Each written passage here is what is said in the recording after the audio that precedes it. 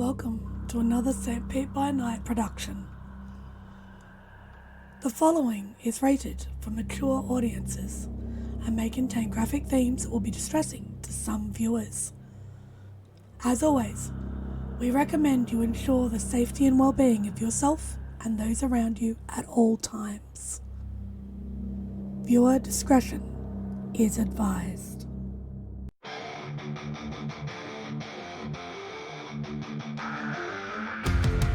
In the heart of night, we rise from shadows, howling at the moon, igniting our battles, cleansing dire of an endless fight, until our final days we will fight. Face band, we stand united as one.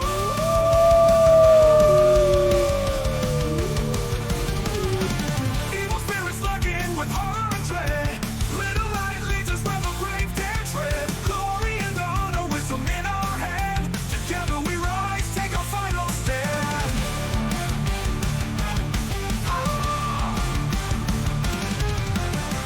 Everywhere we run, the wind is at our back.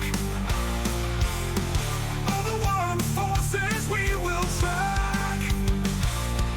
From the depths of the ocean to the clouds in the sky, vampires tremble as we learn to fight. Rage across Tampa, in this fight we'll stay. Evil spirits lurking with horror and dread. Little light leads us where the brave dare tread. Glory and honor, wisdom in our hand. Together we rise, take our final stand.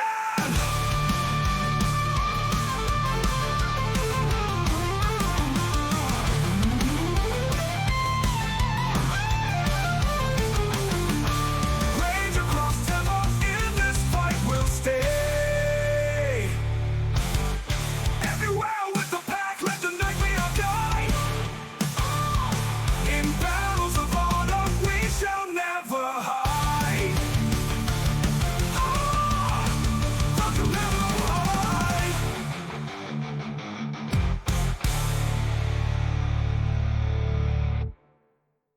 Good evening and welcome to the St. Pete by Night Entertainment Network. St. Petersburg by Night is a World of Darkness role-playing community originating in St. Petersburg, Florida.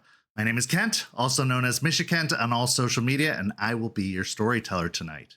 It's Friday night, and you know what that means. It's time for Hounds, our Werewolf the Apocalypse 5th edition chronicle set in Tampa Bay, Florida, where a pack of young guru have traveled from Michigan to assist the Sept of the Evening Star in combating the forces of the worm, both physical and spiritual. You can follow St. Pete by Night on all of the social media listed in the description down below, and you can join our community by following that Discord link where you could take part in one of the many activities we have running all month long. We are now offering for players to run or play in 20th anniversary or Chronicles of Darkness games as well, so head on over and join our community today. Now let's introduce our players. Players, go ahead and introduce yourselves, if you please. Hi there, everyone. My name is Nikki, and tonight I will be playing Delphine Ruin Speaker, the Silent Strider Theurge. Hey everyone, it's me, that guy. Name's Jay. I'll be playing Forge from Failures. Okay. Hey everyone, I'm Lilith, and I'll be playing the cool, calm, kind, and considerate Juniper Kameen, Black Fairy Ragabash. Hey everyone, my name is Ben, and I'll be playing Raymond Gorn, the Ghost Council Philodox. That's the kind of energy you want going into a very important session of an operation. Just loving it. But let's get everybody caught up as to where we are now. Last week, we saw Ray and Juniper have a conversation after Juniper had some rather sarcastic remarks during their meeting with Artie, but they seemed to get to an understanding and on the same page. We then saw Ray, Juniper, and Delphine head into the swamp to make contact with a worm spirit to try and gather some more intelligence and information. But it seems that they got more than they expected, because while they did walk away with information, one of them, Raymond, walked away with a brand new scar an attachment to this worm spirit, but some interesting abilities that also come along with it. After the break, we saw Juniper and Delphine finally put the past to rest as they spoke about their families, their history, and the event in question that led to Juniper being haunted. True emotions were shared, apologies were given, and all was finally forgiven as their family said goodbye once and for all before passing on to the other side. And then in our final scene, we saw Ray speak with Jordan again in a rather tense confrontation where a decision was somewhat made, a path was somewhat laid, where Raymond is insistent that he is going to drive out the Bane that has been possessing Jordan. But the question is it too late? As he was told, if he does anything that doesn't resolve the issue, it will kill both the Bane and Jordan unless he finds a solution, a willing target to take on the Bane's energy. But this week, the pack heads out on a very important mission to intercept a shipment coming from Piney Point planned to leave the state. Let's get to it. Our scene begins in the pack's van, driving along the highway at a medium speed, or an expected speed, as they are tracking the route of the truck that is their target. Pack, your job is to intercept the truck without making too much of a fuss. You are to remove the cargo from the truck, and you are to allow the truck to carry on undeterred, just missing a little bit of extra cargo. You're also supposed to swap the manifests with the dummy manifest that Artie has provided to you that excludes the missing cargo. There are some important parts to this as well that you should make note of.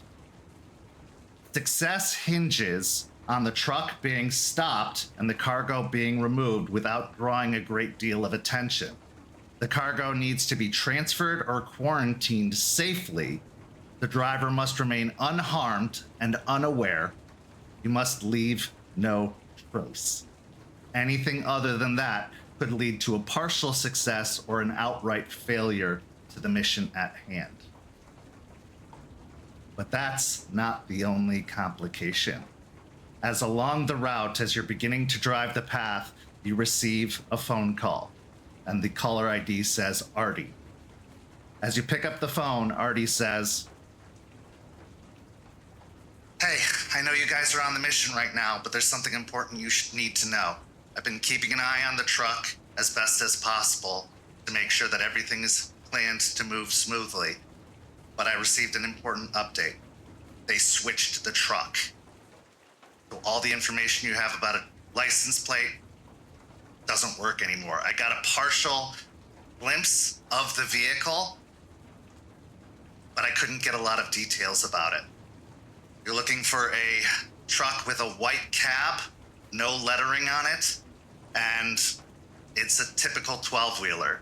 To do the best you can with that information. I'll try to provide any help I can when possible." So now you find yourselves driving along the highway, eyes peeled for any vehicles that could match that rather vague description. But as you're driving, the scene is yours.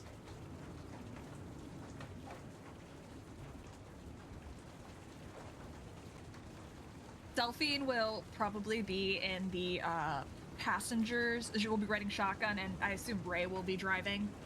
And she'll be glancing over at him and give a concerned furrow of her brow. She is looking a lot better than she has ever before looked, and she's got a little bit more color in her cheeks. She looks a little bit more put together than she's ever been. She's wearing dark clothes for the mission, and she is just looking at Ray and asking, "Well, what should we do?" As I'm driving, I'll be gripping the steering wheel a little bit harder after hearing that information. And you can see I'm thinking, I'm trying to like, I'm mumbling to myself, trying to like work out, like, okay, what? So, okay. So probably they're going to be taking the same route, or at least something similar. Already said that they're going to be taking the 75 out of state. So, I mean, depending on if they kept the same outgoing time and it's following the same route, I mean, we were on track to find it eventually. We'll just have to be extra aware as we're going and actually spot it. Like, we're going to have to actually look for it, not just stumble across it.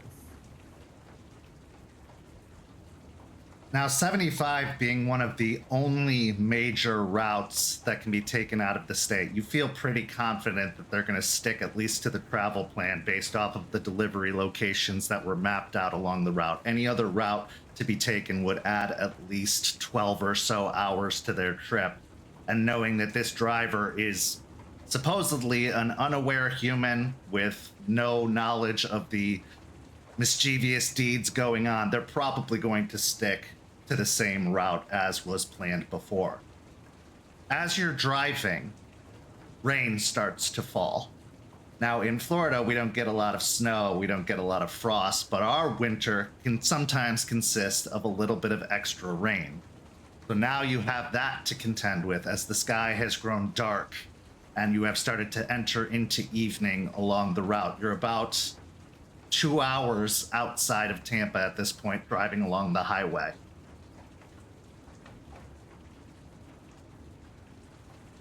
As the rain starts coming down and it's starting to kind of affect the vision and potentially spotting the vehicle, I want to activate sharpened senses, try to maybe hopefully counteract that. Yeah, so calling upon your supernatural sense, the vision becomes a lot more clear, but the sound of the rain falling on the roof also becomes a little bit heavier, a little bit stronger as it hits the aluminum and plastic that makes up the roof of the van.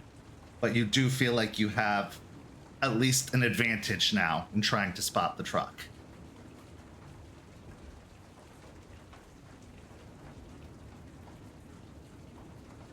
Or's just sitting in the back seat. Right now, he's looking out the window. He looks in pretty rough shape. He hasn't shaven in about 2 weeks. His facial hair is kind of a mess.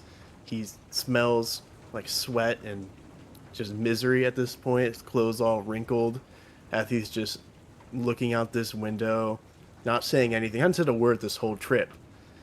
And he's kind of blankly staring out, occasionally checking his phone. I keep looking over at Forge as he just stares out the window, checks his phone, doesn't say a single thing, and as this silent behavior continues, I sigh and wave to get his attention. Forged. Are you gonna be okay enough for this?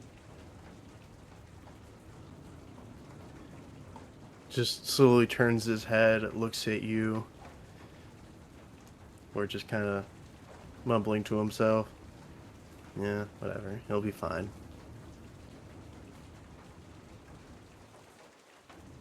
I spend a moment.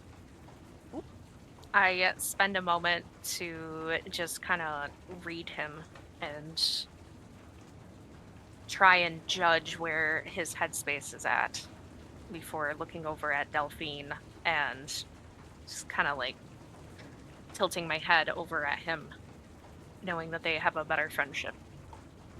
Delphine will meet Juniper's gaze through the rearview mirror and then turn in her seat to look at Forged.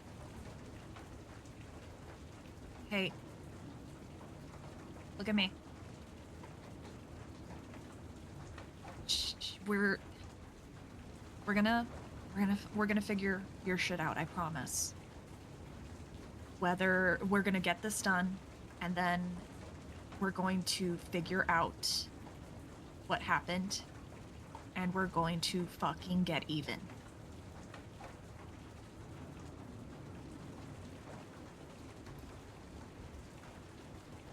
No reaction from Forge's face as he stares you in the eyes. Or he just... We don't gotta worry about that. It's this mission we gotta focus on, and then we'll do whatever else we gotta do. You say that, Forge, but in your mind, all you can think of is that photo you received in the text message from Lila. The photo of your son, Cooper, sat upon the ground, happily babbling and reaching, wearing a black Santa cap, the little white ball dangling down to his shoulder. Something about the message, as well as the timing of the car and how long it had been destroyed, as far as you could tell. This message came after the car had been dumped. What that means for Lila and Cooper remains unknown, but any attempts to send a response message, any attempts to get any further information has gone unanswered. That memory surfaces, he thinks about that. He can feel the hopelessness of that situation almost threatening to overwhelm him as he considers what that means, what he can do, and as it almost reaches a point where he physically reacts, his brain just shuts off. He just goes blank again. He sits back in his seat, just takes a deep breath, and continues looking out the window. All right. I need everyone to make me a wits and awareness check. What rage are we all at? I would say everybody is at a rage 2 except Forge, who is at a rage 1. I didn't howl to get the wolf back, though. Unless you said that I have done so already. Okay. Well, if you haven't done that yet, then no, you're at rage 0. I'm assuming this is site-based, by the way. This is site-based, yes.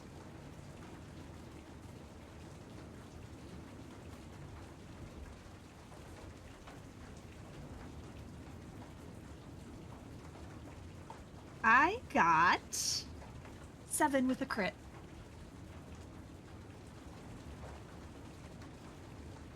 Okay.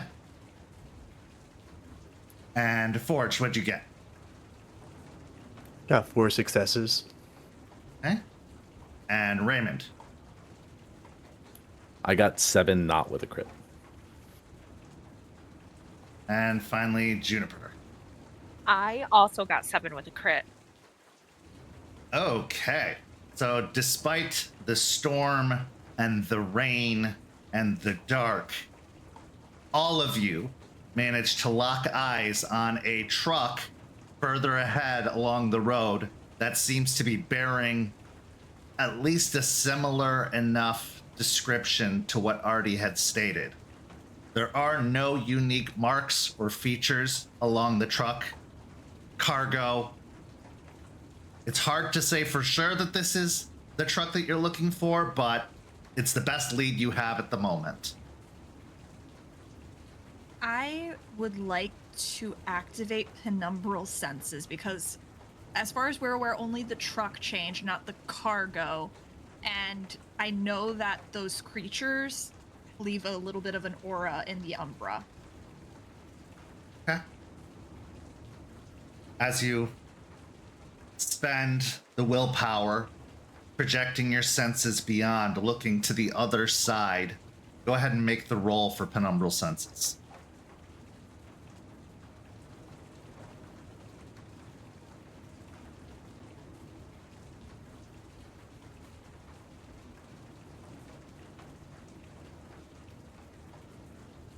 Five successes.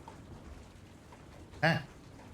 So as you're looking to the other side in the beyond, you see the rolling landscape that stretches out even further and more prominent than it does in your regular gaze as the photo negative of the Umbra lays over your previous visions. At first, nothing really takes your vision, nothing takes view. However, as you stare at the back of the truck, you see almost like a greenish yellow residue emanating from the back of the truck. Nothing definitive, nothing obvious, but based off of this almost like stream that's left behind the truck, you have a pretty strong guess that the cargo is in the back of this vehicle. Delphine doesn't take her eyes off of this cargo truck as she speaks to Ray specifically and just says, "I think this is it. I see something in the other side. Not 100% sure, but I've got a pretty strong guess on this one." Okay. How far back am I from this truck? I would say, based off of Florida traffic and everything, you are probably 200 yards back, and there are probably 2 or 3 cars in between you and them.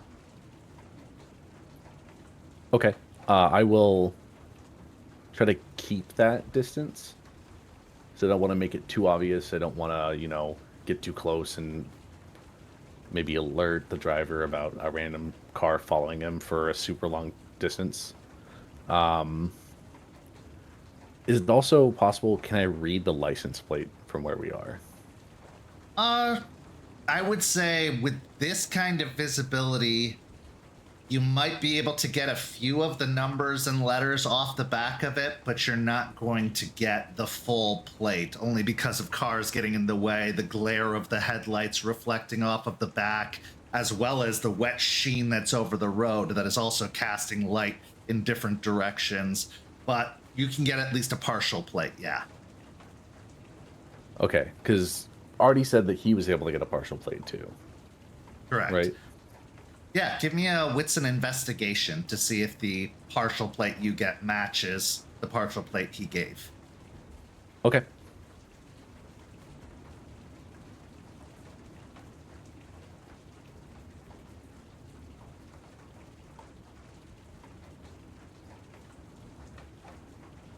I got 5 successes. Okay, with 5 successes, though you don't get the exact part that he got, at least 3 of the digits, letters match. So you're pretty confident that this is a match. Okay. Staring at this thing, I'm going to, as I'm getting the partial plate, out loud, I will say, whoever wants to do it. I was able to get some of the plate.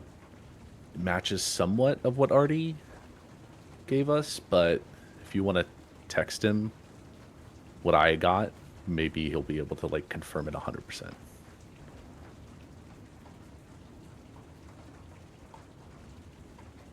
Juniper, could you text him? Yeah, I can then do that. Give me just a second and I'll pull out my phone.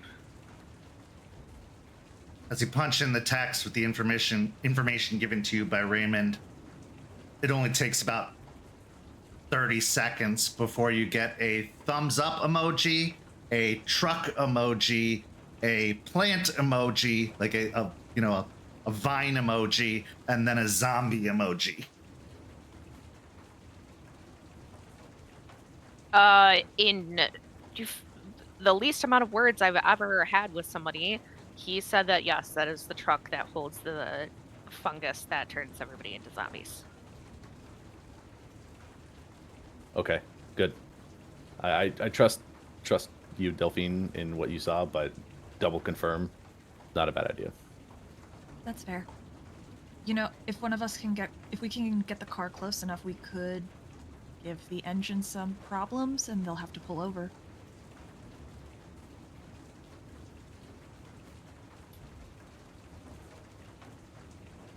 We could do that. I don't know if it's a little too early. Artie gave us a map. It's in the binder with the manifest and all that stuff. We might want to do that when we're coming up to a rest stop, because that gives him an incentive to pull off into an area that we aren't just on the side of the road. We might have a little bit more control over the environment there. Okay. As you look over the map, you see that you're probably a good 10 miles away from the next rest stop that is marked on the map. Now, considering what you're dealing with here, the success of shutting down the engine will be based on how well your gremlin's gift works. If it works abundantly well, the truck is just going to shut down immediately. If it works not well enough, the truck might not shut down at all. So as you pull up or go to pull up closer to the truck, Raymond, I need you to roll me a Dex and Drive.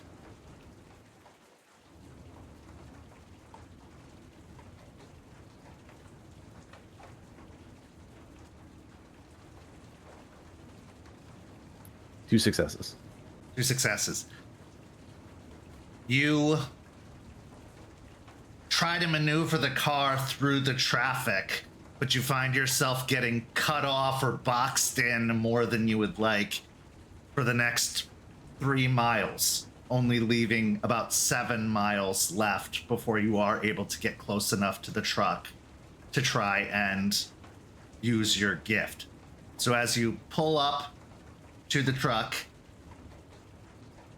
what do you do?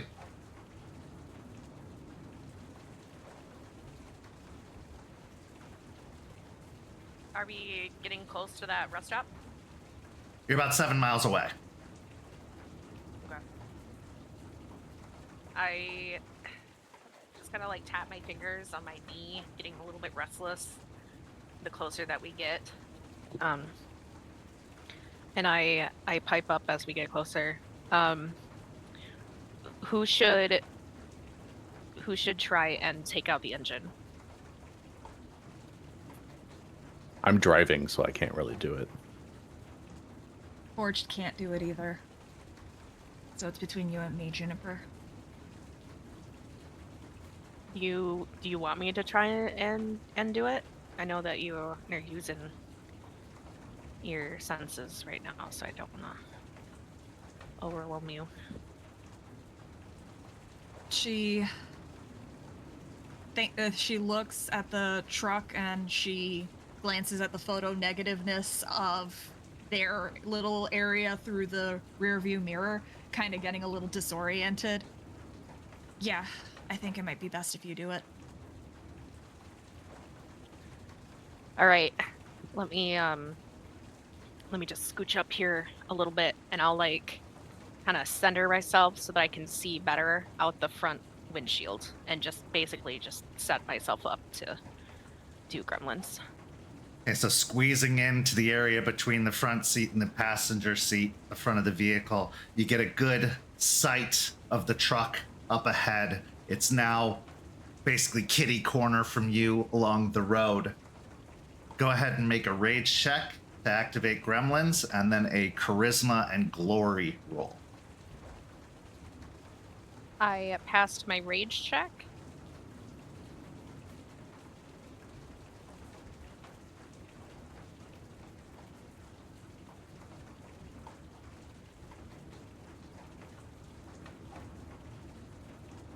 I got 3 successes. Okay. With 3 successes, as you call upon the gift, Delphine, on your side of things, you see the spirit of the engine chugging along, moving in its repetitive pattern. But then as Juniper calls upon the gift, you see several other spirits emerge and start climbing along the side of the vehicle. They look like almost like little imps to a certain degree, with little wings sprouting out of their back as they scramble along the vehicle.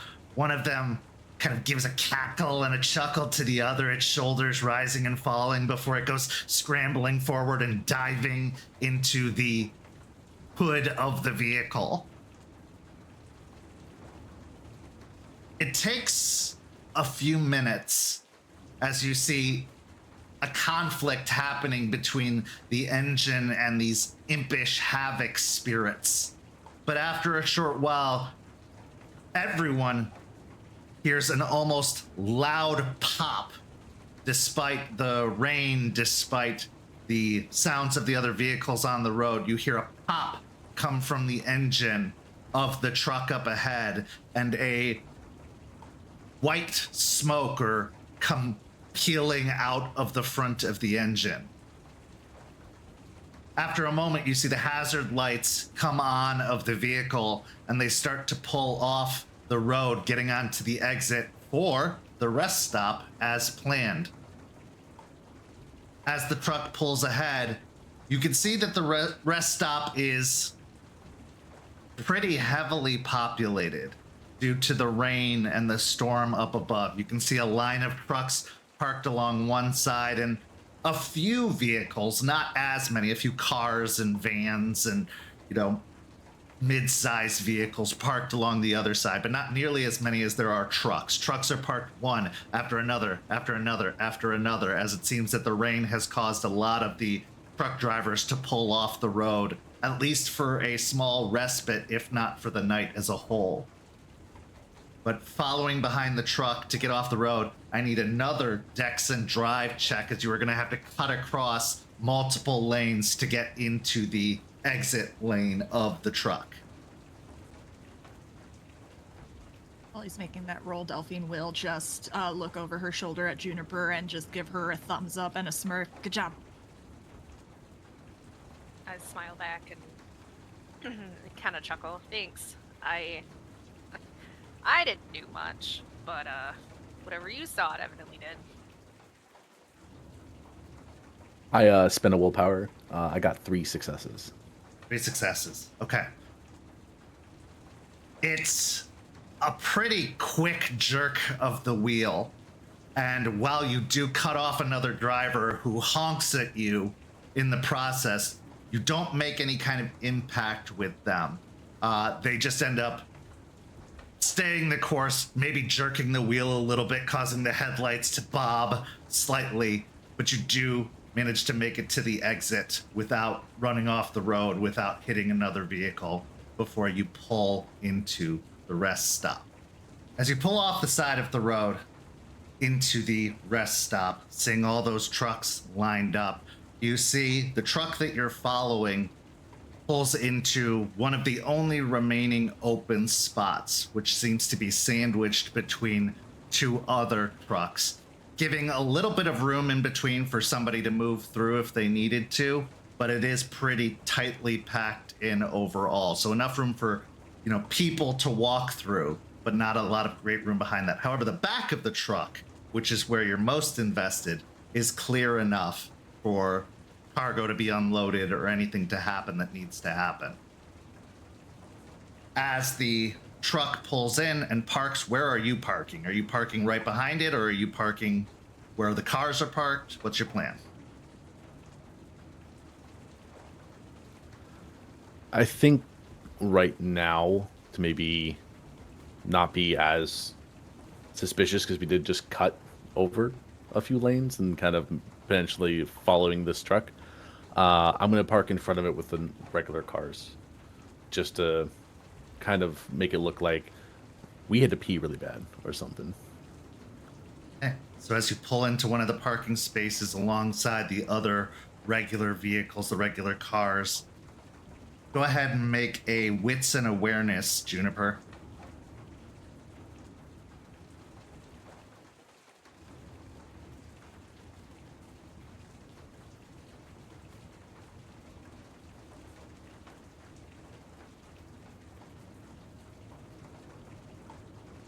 Four successes, no crit. Watching the truck, you see the driver pop out of the truck and actually grab a cell phone out of their pocket and start fishing it out, preparing to dial.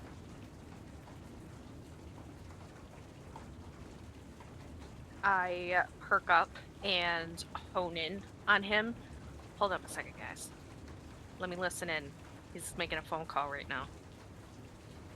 And I'll activate Spider's song.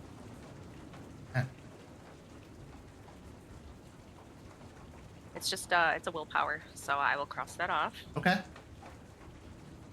So as you expend the willpower, your senses become attuned to the technological waves all around you. Focusing in on the phone that the driver carries, you hear them calling what appears to be a truck maintenance company. Now, a lot of these trucking companies will check with their dispatch first before calling, and you can assume that he probably did that. Yes. We do have to make a resolve and wisdom roll to see how well I hear the conversation. Yeah, go ahead. Sorry, I just wanted to make sure I got that out there before I got Absolutely. too far.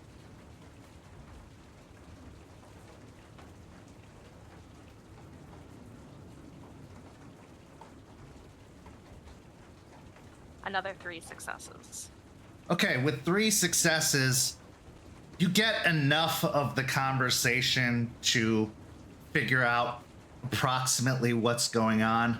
It sounds like they will have maintenance en route, but it's probably going to be at least an hour before a maintenance truck can show up to help assist with their vehicle.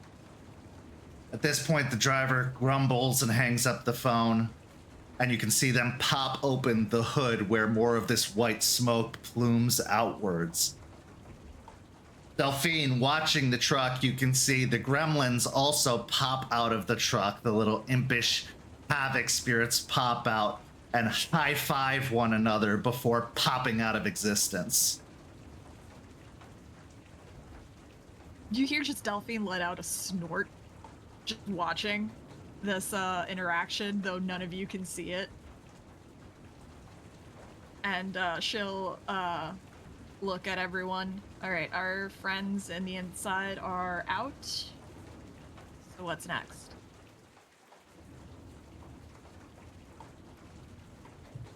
Well, it looks like he might spend some time looking at the engine, trying to see if he can figure out what's going on. We can try to make a move now, but I don't know if him being out there when we're trying to get in, and I'm going to have to move the car, so he might also see me moving the car. I don't know if right now it's a good idea. Well, this is a rest stop, and there are people walking around. So it's not totally suspicious if we get out of the car and start walking around and look and like surveying the area a little bit. Yeah, we can do that. Yeah, I definitely agree that we should await and then let him process through all of that before sighing and locking himself up in his cab until he can wait. And then, what Delphine said, we should do a little bit of scoping and then go from there. If we can make this as quiet as possible, like during the entire thing, regardless of people seeing us, that would be probably ideal. I can make it completely silent for as long as we need it to. But visually, I can't make us invisible, so. Can I see if the other trucks, if it looks like they're occupied currently? Sure. Give me a wits and investigation. It is fairly dark, so the difficulty is going to be higher, but you can attempt for sure.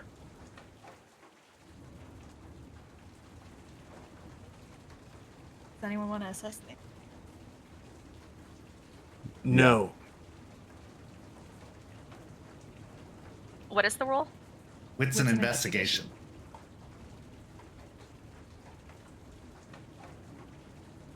I will help you. And maybe our leader with their sharpened senses. Okay, I missed that part. I'm gonna spend a willpower. Okay, with the willpower spent, it's only 4 successes. Okay. As you're looking over the other trucks across the way from you, there's a grassy field with a couple of trees in it between you and them, as well as some concrete sidewalks. You don't see a lot of individuals out moving about, especially with the rain falling down. But you do see that some of the cabs have lights on in the cabs, or the running lights are on, which usually means that the air conditioning is blowing or the heat is blowing within the vehicle, that the engine is still kind of on for the purposes of them staying the night or just resting for a little while. So you see that, I would say, out of the 15 trucks that are parked alongside or in the same row as the truck you're looking for, about 8 of them seem to be actively occupied right now with awake individuals. The others seem to be dark, having been turned off for the night. And how well illuminated is the area that he's parked in? There is parking lot lights around the area, but I would say it provides more light at the front of the vehicles than it does at the back. There are more pools of shadow and darkness at the back. The sheen off the road, though, does provide some light from the passing headlights of other vehicles driving along the highway. I kind of have an idea. I mean, whenever we do this, there are people that are actively in the other trucks. If we don't want to be seen if we want to if we want to minimize risk of being seen, we can try sending the gremlins out again and potentially taking out the lights around that truck. I mean, wouldn't that just potentially draw more eyes? It's kind of more noticeable when a light suddenly goes out. I mean, if you just don't want to be seen, just dress up like a homeless guy and start walking around asking for money. The last thing, anytime there's any homeless person around, first thing people do is avoid them. They don't look at them at all, pretend they're not there. So, just do that and you won't be noticed. Did we bring any extra clothes? I mean, and she kind of looks over at Forged, who already smells bad, who already has the unshaved face and probably not wearing clean clothes at all. Now, I will mention that you are at a rest stop along an open stretch of highway, so there isn't necessarily any exits to any urban areas within 10 or 15 miles of here. So it's possible, but it's going to have to be a pretty convincing argument for a homeless person to be out in the middle of the highway this far away from any kind of services. Not impossible, but difficult.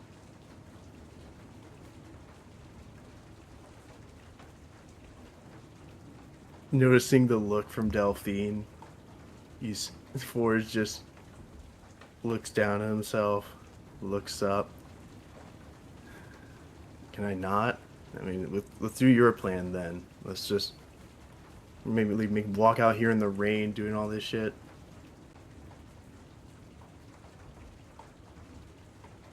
She sighs a little bit at him and just looks at Ray. What do you think?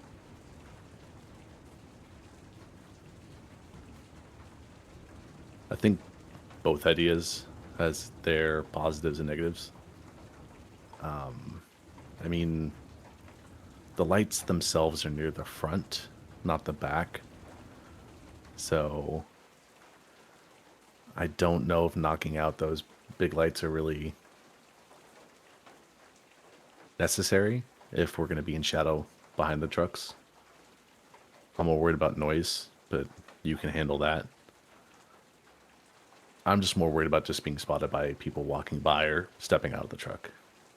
But if we go fast, I don't know if that'll be too big of an issue. Well, there might be a physical aspect to this from what Artie reported about the interior, and she'll look to Forged. And we do need our Arun.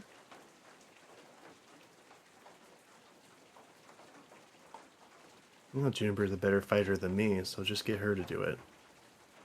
You're the one that killed everything in the last mission we had, and I did butt fuck nothing. So, don't really know where you're getting that from, bestie.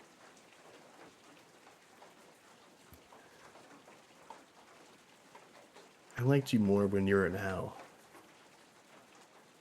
Can you stop with this, like, bestie cheery talk here? I'm not liking it. Forged. Would you like to be miserable together? It sure loves company. Okay, let's not start this. There's no reason to start a fight right now. Especially between packmates, especially on a mission. Forged. I understand what happened a couple weeks ago. It was a rough situation. And I know what you found was, I can't even comprehend what you're feeling right now. But all I need is just 20 minutes of you putting in the work and helping us accomplish the mission.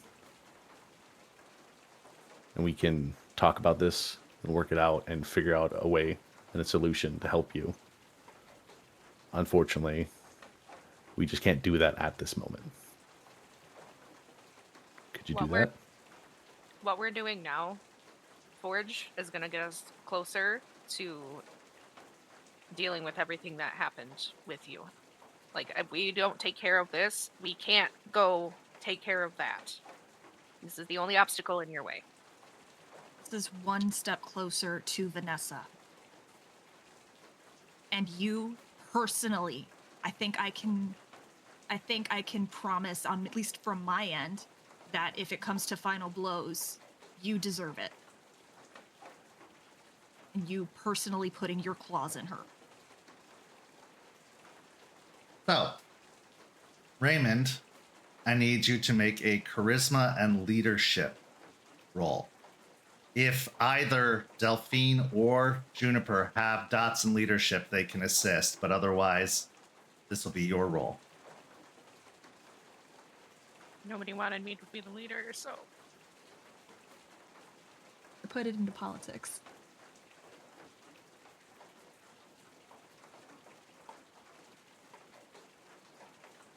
Three successes? Okay. Forged, I need you to make a wits and insight roll for me. Or actually, you know what? Let's make it a resolve and insight. Slightly worse, all right.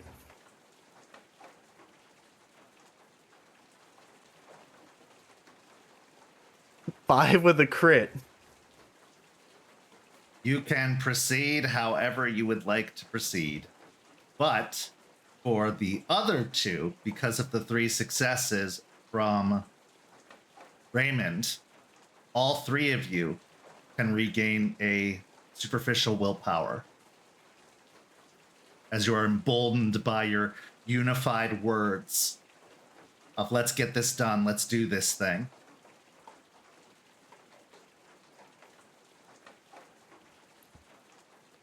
Forge sits up in his seat, cracks his neck a little bit. He'll just say, if it gets us out here faster, I'll do whatever you need me to do. Just tell me whatever.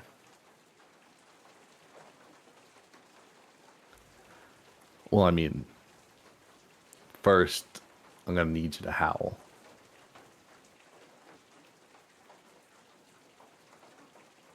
There's a hesitation. He kind of looks around. I mean, we don't need to. It's probably just one, and I could handle that, especially with everyone else. I mean, it's... Forge, please. Now, I do want to mention, howling is not a quiet thing. It is ear-catching and attention-drawing. You are literally howling at the moon. Not saying it's impossible, and the rain will help cover some of it, but you might get some strange looks from anybody nearby when that noise comes out. Well, hold on, guys. Let's take this one step at a time. Forge is already willing to help out, but howling at the moon is very loud. It's going to bring a lot of attention to us. I don't know if doing that necessarily right now is a good idea.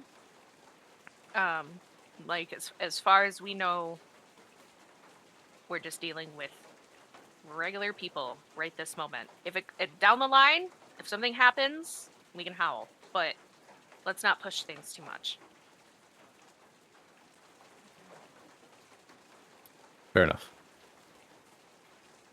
The other thing I want to address as far as the light is concerned, taking out the light has advantages and drawbacks to it. If you do take out the light, it will give you more cover in your action. However, it will make sight more difficult, and you still have to make sure you get the right pallets in the back of the truck, or else you'll be walking away with fertilizer, and the infected fertilizer will make its destinations. So you have a benefit in the fact that it'll make stealth and everything a lot easier with the darkness, but it will make sight more difficult. So consider that in your planning.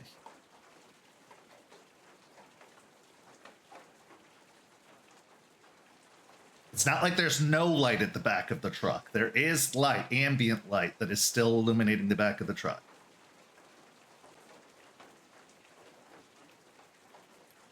Is the driver still messing with the engine, or has he gone back inside his cab? At the moment, you can see that he has a mag flashlight and is shining it inside of the engine compartment. It looks like the white smoke has stopped for the moment, and that he is inspecting. But as he gets to a point, the light turns off and he slams the hood shut and goes to light a cigarette and climb back into the cab. At that point, I'll look around at everyone. Okay, he's going back in. Let's go check out this cargo. Hold on. We need to I move just the had a... car. Yeah. Oh, go ahead. Sorry. Go ahead. No, you're okay. I just had an idea. Since all of this got kind of fucked up and we don't know what is what, and the manifest might be completely different, would there be a way for one of us to sneak in the back of the truck and then maybe use like your flashlight on your phone to look for the manifest and go over it and check in with Artie? Or would that possibly take too long? So I will say the manifest will be in the cab of the truck with the driver, but you can check the tags on the different pallets to match the manifest information you have, which shows which of those pallets are infected, which ones contain the infected product. So it's not a completely terrible idea. You can still figure out which ones are infected, and if they're still in the position you need them to be in the back of the truck, at the very, very back of the truck itself. And you can start that process, but to get the manifest, it will be in the front of the truck with the driver at the moment. So 2 things with that. Remember, Artie gave us an idea of where it's at. He laid out where the infected pallets were inside the back of the truck. If they didn't change the layout, we have a pretty good idea where these pallets are. Yeah, And I'm just also, I worried can that- see in the dark. Oh, well, that's good to know. But I'm just worried that they completely changed everything and rearranged everything. Like, that's my only concern about all of this. Because if they changed trucks, who knows what else they've changed about this. Here's the real question: who's going in the cab? I mean, The cab? there's plenty of rest stops that have service people at them that go up to trucks and ask if they want a companion for the night. So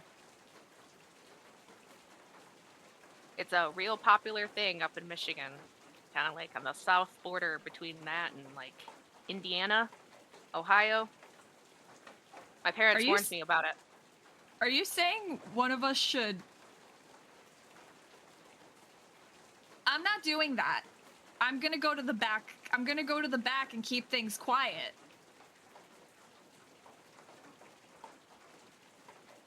Also, I'm no way. No, I don't think I'm remotely. No, I don't flirt. Not to sound too abrasive, but you are probably one of the perfect people for it because usually they're I need You to keep know. things quiet. No, I need to keep things quiet in the back. I need to keep things quiet in the back. Let's Yeah, deal let me just- let's deal with the cargo first. We can figure out the manifest in a second. Okay? Oh, okay. Yeah, maybe we shouldn't, like, just make mention of the fact that Delphine, looked like a drug addict. Kind of fucking rude. It's why I said not to be abrasive. I It's didn't fine. want to mean it like that. I was just I it's just an got option. it. I got it. I'm not offended by it. I know I'm trying to put the weight back on. I know I still look skinny. But yeah, it's fine. Should we move closer with the car? Because we would need to load the stuff into the truck, the van.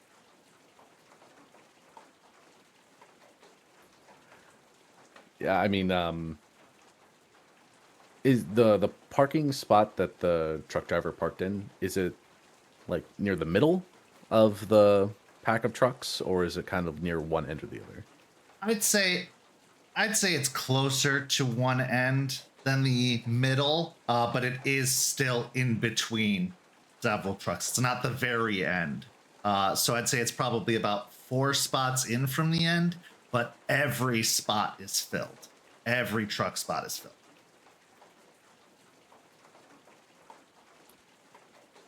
All right. I know some truck stops and stuff have like the back road that like cars can like go behind and stuff. Yeah, they have a driveway behind and in front of it. Okay. Yeah, I'll turn back on the car, and pull out and make it look like I'm driving back on the freeway, and then as I'm getting close, if I can see that like no cars are following me or anything like that, I want to turn off the road to go behind the trucks and then turn off my lights. And as I do that, to be sure I can see while I'm driving, I'm going to activate Eyes of the Owl. Okay. As you activate, Drive. oh, go ahead. I was gonna say if this is another drive check, can I assist? It is going to be a manipulation drive check. Eyes of the Owl while it has its benefit, also has its drawbacks, as it does cause your eyes to glow yellow when you are activating it.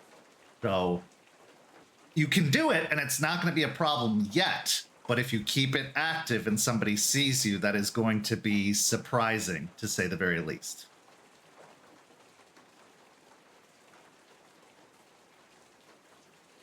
But yeah, as you activate Eyes of the Owl and begin to back the car out to go down the opposite road next to the trucks, yeah, make that manipulation and drive for me. And you can take an additional die as Juniper tries to point out where the best place for the car to pull up to would be.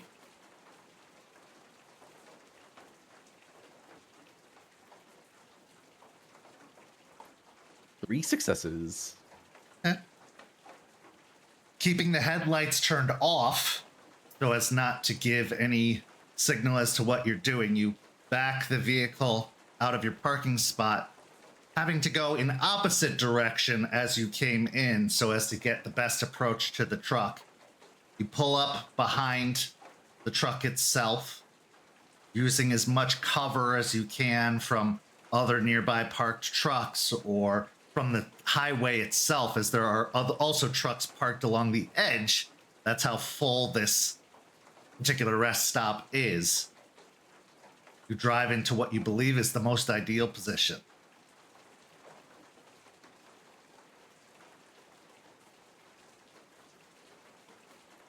Okay, I'll park the car and then turn it off and scan around just to see, make sure that I'm not seeing anyone from where we are. Give me a wits and awareness. I'll assist. I will also assist.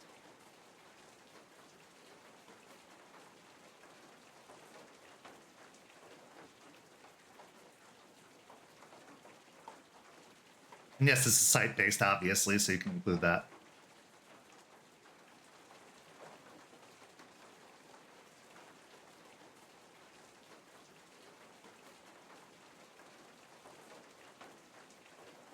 I'm gonna use a willpower. Huh.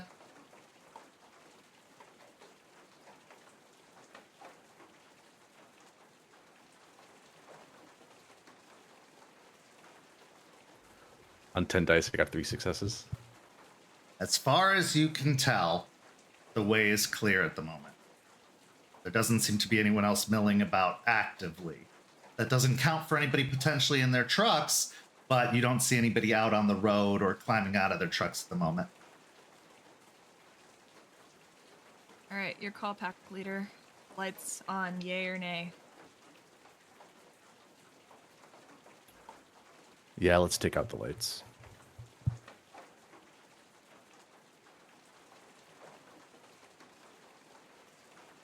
All right, let's do it. Juniper, do you want to do it again? Your gremlins are kind of entertaining. Oh yeah, for sure, for sure. You know what? Actually, this time I might watch them too. And I will activate Gremlins. You probably want to do penumbral senses first before activating gremlins if you want to see them. Yeah. I was doing the opposite list in my head for some reason, so I appreciate that. I'm gonna activate that first. Okay. So spend the willpower and make the roll for penumbral senses.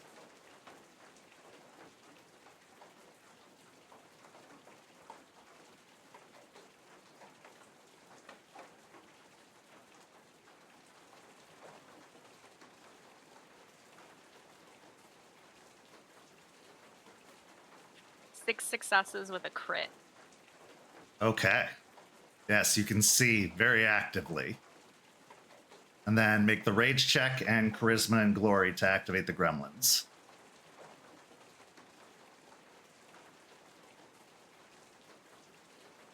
I passed the rage check and charisma and glory. Take a second.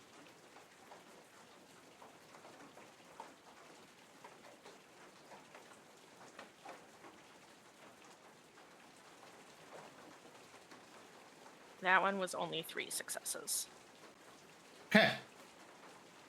As the imp-like creatures pop into existence once again, they actually actively look in your direction as if to say, again? With their like arms out in like a shrug or like a what the hell posture. But with 3 successes, that's enough for them to go bouncing off of the truck and start clambering up the light post, moving towards the light bulb in the fixture.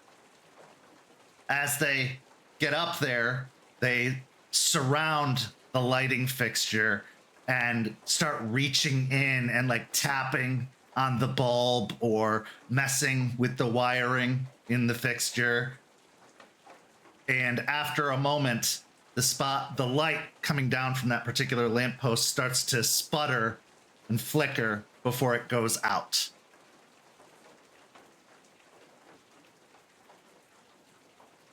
You are successful. The area is plunged into darkness. I just smile as I watch them, and I say, I see exactly what you mean, Delphine. They're pretty cute, and they're pretty entertaining to watch. The gremlins then leap off of the lighting post in almost like a swan dive pattern, and as they're just about to hit the cement, they poof out of existence. All right. Okay, let's go time. Let's go. So what's the plan here before we just go? I would assume it would be breaking into the truck while I silence the area. Okay. All right, yeah. So as you climb... Oh, go ahead. Unless pack leader has other suggestion. Well, let's see how it's locked first before we just go breaking everything. I mean, usually trucks like this only have like a clasp to them. There's not really like a lock, but you know, it is. It's a different kind of truck, so. Let's go look at the truck first and see what we're dealing with. And then if we need to break in, we need to break in. If not, you know, I might be able to finagle my way in. I know Forge is also pretty good at messing with locks and stuff, so. Rory with better, but Yeah. So at this point, you climb out of the van and start moving towards the back of the truck. As you climb out of the truck, the rain is coming down. You can hear a rumble of thunder off in the distance. You can see puddles forming on the pavement as the droplets hit and spread out in that Jurassic Park pattern. But you climb out of the vehicle, and looking towards the back of the truck, you don't even need to make a roll for this. You do see the kind of clasp that Juniper is talking about, but as the clasp is connected to the actual bumper or step up, that iron piece that steps up, you can see that there is a padlock holding it closed.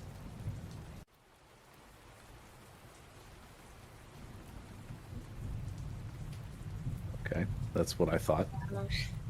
It's a no-brainer. Now, the driver likely has the keys to the padlock and would need to unlock it every time they stop somewhere, but because of the possibility that they're stopping at truck stops, they wouldn't want any sticky-fingered individuals climbing into the back of their truck. Now I need someone to make me an intelligence and investigation roll before any actions are taken.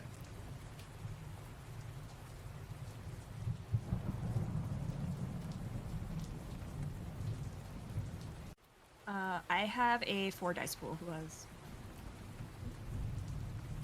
I got 5. Forge is not rolling, but he will hesitantly help whoever is doing it. Yeah, Juniper is definitely in the help category here. All right, help Ray.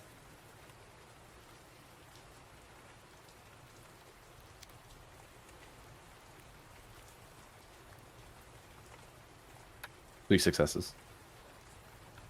You feel the cool rain starting to dampen your clothes, getting your hair wet, although, Ray, you usually wear a ball cap, so it's just tapping off the brim of your cap. You start to examine the back door and the lock. You notice that there is an electric sensor attached to the back door. Now, this is not uncommon in trucks, for often when they open up the back door, lights will come on in the back of the truck. But also, it will likely alert the driver in the cab if the back is opened, with a sound and possibly a light coming on the dashboard, as trucks are often hooked up not just physically, but with electric cables too, to give electricity to the back of the truck.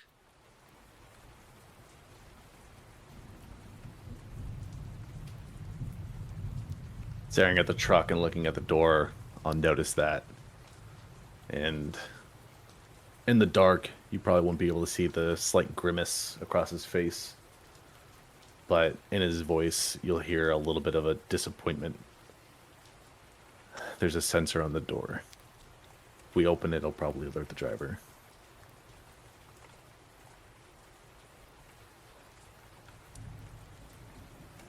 We could travel in through the Umbra, but we would still need to open the door regardless to get the cargo out. That would alert the sensor. The Havoc spirits would be overworked tonight, but I could try using gremlins. With my role, Kent, if Delphine did use gremlins and it broke the sensor, would that also alert the driver? Potentially, you don't know. Although the truck is having maintenance issues, so maybe that wouldn't be unusual, or it'd just be one in a line of other issues that the truck is having currently. But that doesn't mean it wouldn't necessarily cause them to want to investigate. Also, traversal through the Umbra doesn't necessarily dictate that you can go into buildings or into the truck bed itself. Structures and walls still exist. And in the Umbra, this truck probably doesn't have a presence, or it might. It's hard to say. What you saw was the yellow coming out of the back of the truck. But the Umbra isn't just a free pass to walk through walls. I suppose that's just another gift I'll have to look into. I have a question. Uh-huh. Little bit like above too. So that power that's connected to the back to the sensor that would pop off if we opened up the back of the truck, that's all connected to the battery, right? Just like Correct. the regular battery of the truck. There's no extra generator or anything. Correct. Would it be possible to sneak up on the passenger side and kind of like crouch under the window and like duck in and unbolt the battery? Because the hood of semi trucks they completely block out the windshield. So it would be a stealth check probably. It very much would be a stealth check, but also the driver will see the hood go up, which would I probably. thought the hood was still up. No, he closed it before he got in the cab. Oh, I missed that. Damn it! I don't know what's going on with me tonight. Sorry. No, the hood is currently closed. Okay, that changes everything. Now, if the driver were to say not be at the truck, that opens up a whole lot of options. But that may either require waiting to see if they go to the bathroom, which buys more time for the maintenance crew to arrive, or somebody gives them a reason to leave.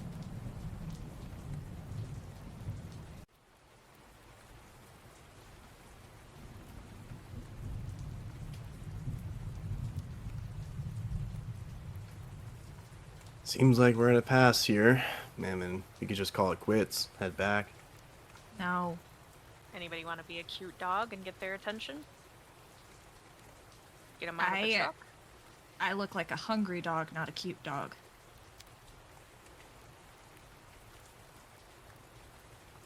Anybody look like a really cute dog?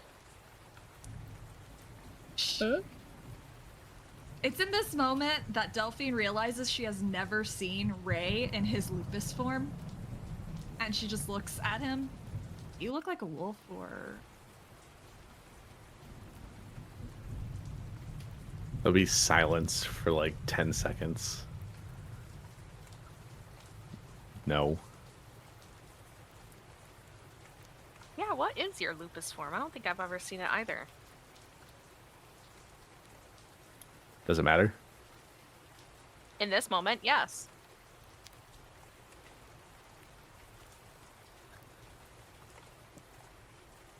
Let a big sigh. My lupus form is German Shepherd.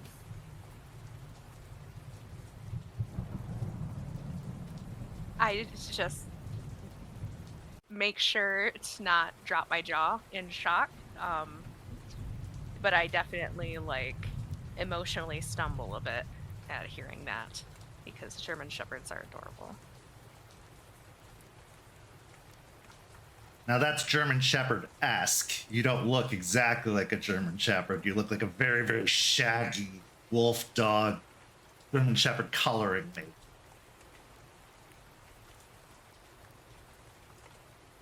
She'll sigh. All right, so our options are dog or person.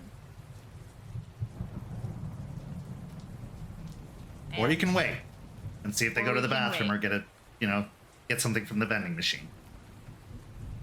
Or do something that makes him want to leave.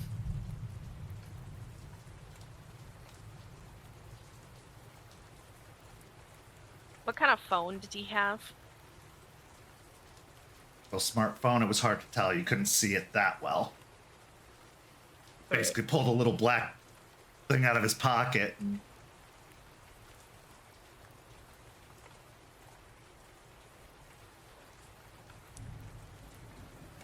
I mean, I don't want to wait. I think that should be the last option. I mean, if we can make him leave somehow, I wouldn't be opposed to that, but I could, if you seem reluctant, so if I need to, like, you'd be losing your silence option. But I No. could go and no, wait, because the more I think about it, Ray, you're the one that sees in the dark. yeah, but you make it so that it's highly unlikely for us to get caught doing this. So it sounds like either me or Juniper gotta do it, so let's make up our fucking mind here. I'm tired of standing in the rain getting wet. Who's gonna do it? Can we just make a decision already instead of joking around about dogs? I'll do it. Because Forge, more than likely, we need you to be able to deal with the lock. And Juniper and Delphine can deal with the sensor. And yeah, I can see in the dark when we're there, but if we can get him away, we can also deal with the manifest. So, yeah, I guess I'll do it. So again, what is it? What's the plan here? Are you going in a dog wolf form or are you going as a human?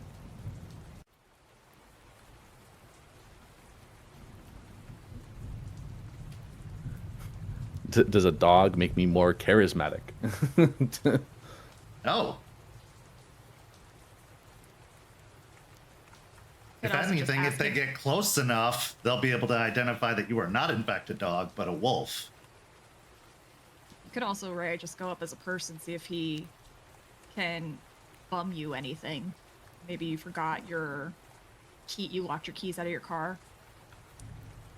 Like, we all know that Ray's a great liar. That's true.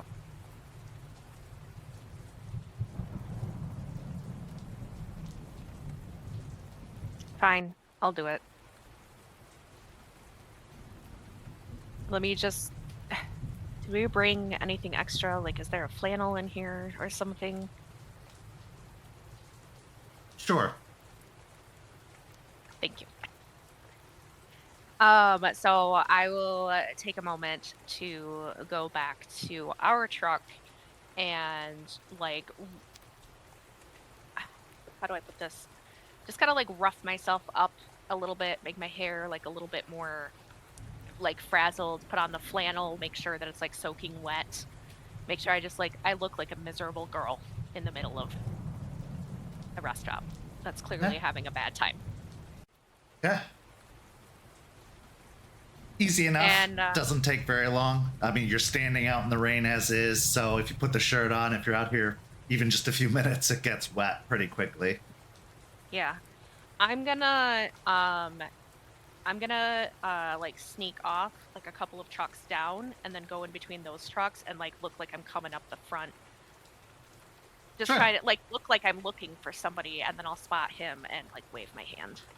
Yeah, okay. So as you move a couple of trucks down and start skirting up the side, you reach the sidewalk and start walking along the sidewalk towards the front of that truck.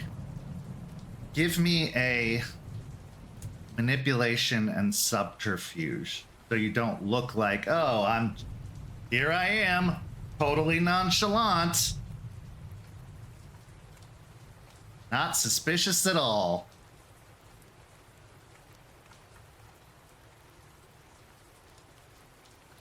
Two successes. Success, okay. As you approach the front of the truck, seeing the driver in the truck and waving, that's when you also see the dog hop up in the passenger seat and start barking in your direction. The dog is a pit bull. Looks like a rescue.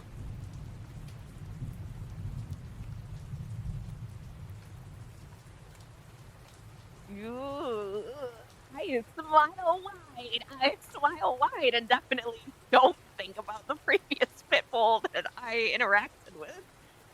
And I like wave at the dog and I'm like, "Hi, doggy." Obviously they can't hear me, but they can see me mouthing like, "Hi, puppers." You see the driver look over as he's rolling down his window and says, "Rodney, quiet down." And the dog barks a couple of more times before settling back. Its paws are still up on the dashboard as it's looking at you, but it stops barking and you see its tongue loll out to the side as it's panting. The driver rolls down the window. "Evening.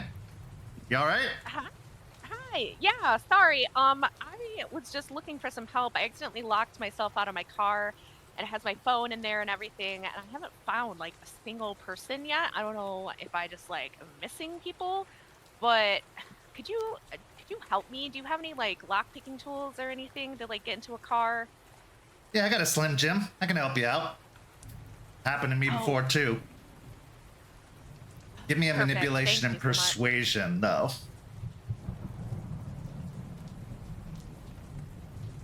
Because either he's going to give you the Slim Jim to go do it yourself, or he will hop out of the truck to come help.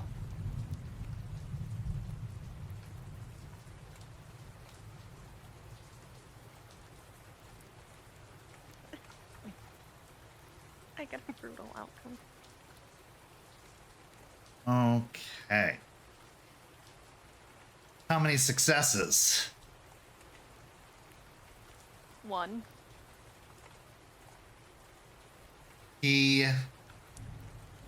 Let's see what your compulsion is first.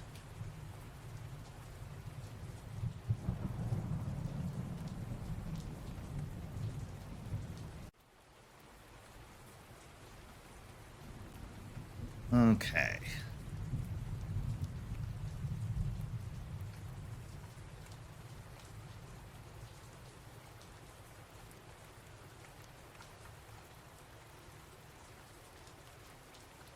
Go ahead and roll me a d10 really quick. I rolled a 3. Feral instincts.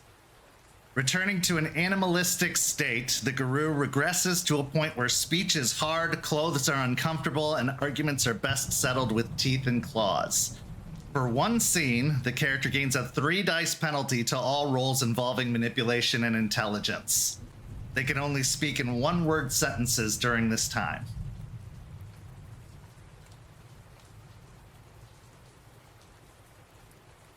He looks over in your direction and ponders for a second before kind of rummaging around the side. Do you want me to just call AAA for you?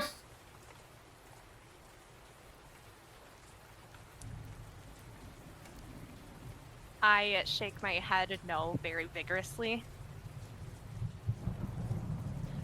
And I shiver because the rain is making my bare skin cold along with all of my wet clothes at this point. And so I actually like start to take off my flannel and I grimace at it when I look at it, and I look up at him and I'm like, wet.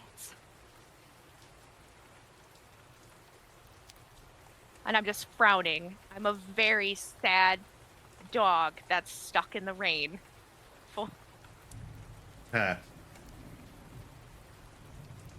I will give you a chance to roll charisma and subterfuge, which does not suffer the penalty, to try and look pathetic enough to garner some sympathy here.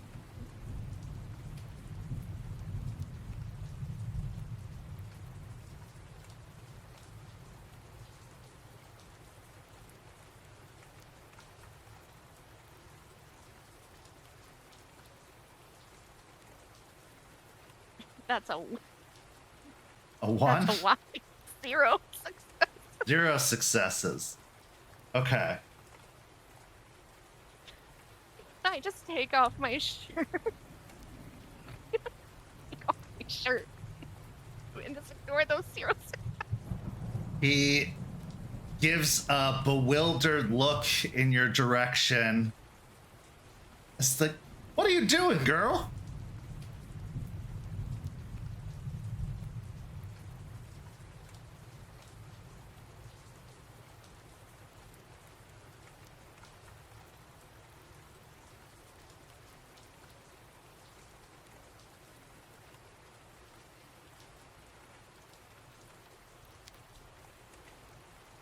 It's only one word, right? So I couldn't say something like go One home. word.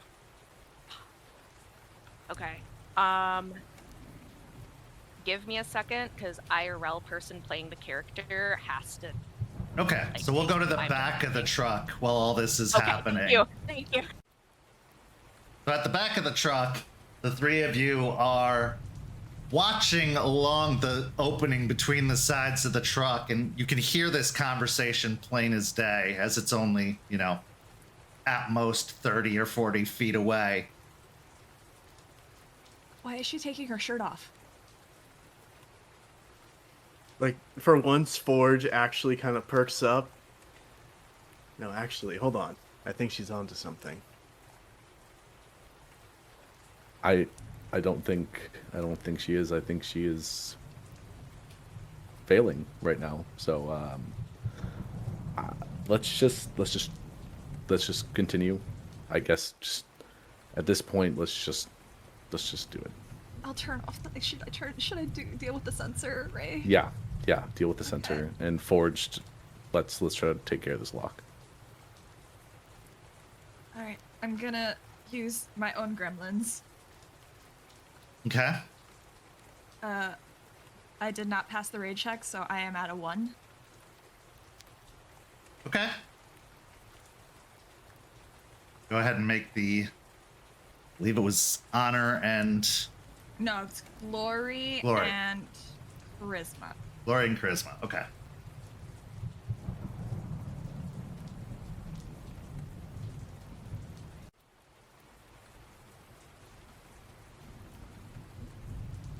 That's gonna be 2 successes for me.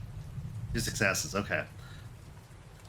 Your gremlins, as they appear, look like the most bedraggled teddy bears you've ever seen. In fact, as they pop into existence with their patchy fur, they also look absurdly thin.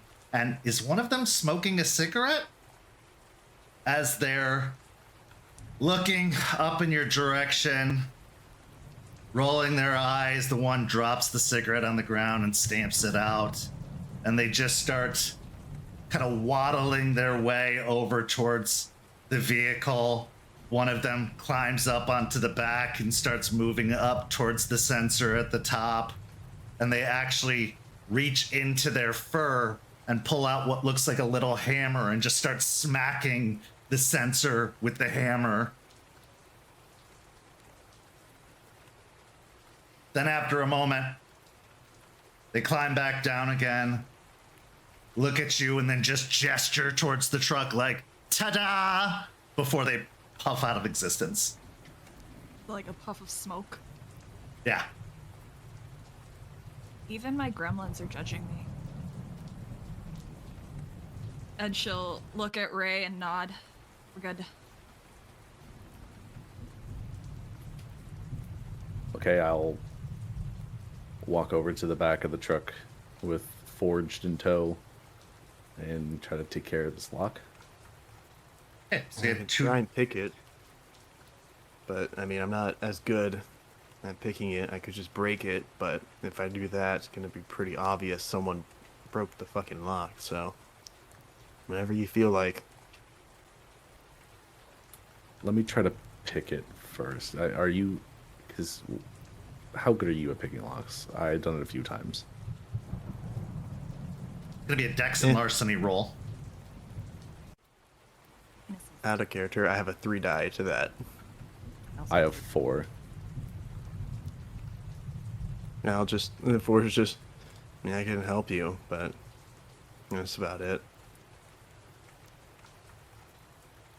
I will also give you an assist. Okay, they get 2 assistance die on this as they can watch over and try and help and instruct if things look like they're not working out so well.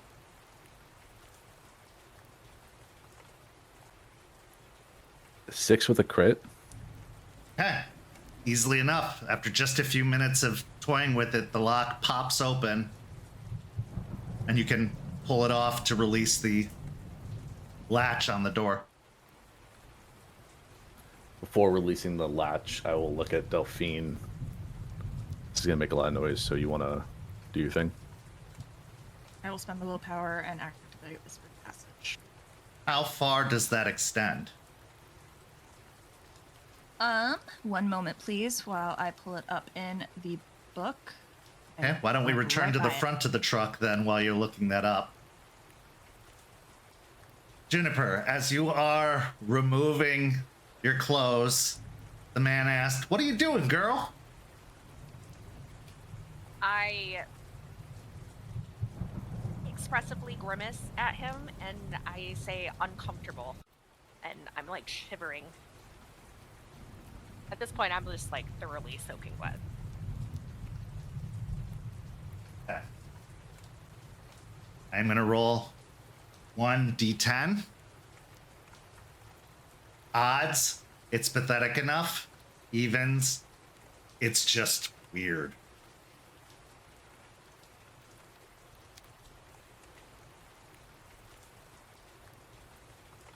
At this point, you see the man open the door and climb out with an umbrella. It says, "Oh, you're a mess. Let's get you inside and get you some coffee." And starts walking up, holding the umbrella up for you. I shake my head vigorously, like, yes. And I say, warmth. Yeah, warmth. I'm just like holding my bundled up soaking clothes to my chest and just like clenching my teeth of how overwhelming everything is and how I can't do anything. Honestly, I just want to like run off in my lupus form, but we can't do that right now. He actually reaches back into the truck and pulls out a blanket as well that he tries to keep underneath the umbrella to keep it from getting wet. And as he closes the door behind him, you can see the pit bull hop up into the window and start barking again. He says, "We'll be right back, Rodney. You just calm down." And he starts walking up next to you and kind of gently puts a hand on your back and says, "We'll get you all sorted." He starts walking you towards the rest stop interior. How's that for fucking feeling? Meh, meh, meh. So, the back of the truck. How far does that extend? I converted it from meters. It's 10 meters, so 32 freedom feet. Okay. That is just enough to not get to the cab of the vehicle. It gets the whole back and the backs of several other cabs nearby, but it does not, or the backs of several other trucks nearby, but it does not get all the way up to the cab. So as the dog's barking, it continues to bark even after the silence has been dropped upon the backside of the truck. As you approach the rest stop of Juniper, and as you go to open the back of the truck, this is where we're going to take our break. We'll be back in just a few minutes with the second half of tonight's story.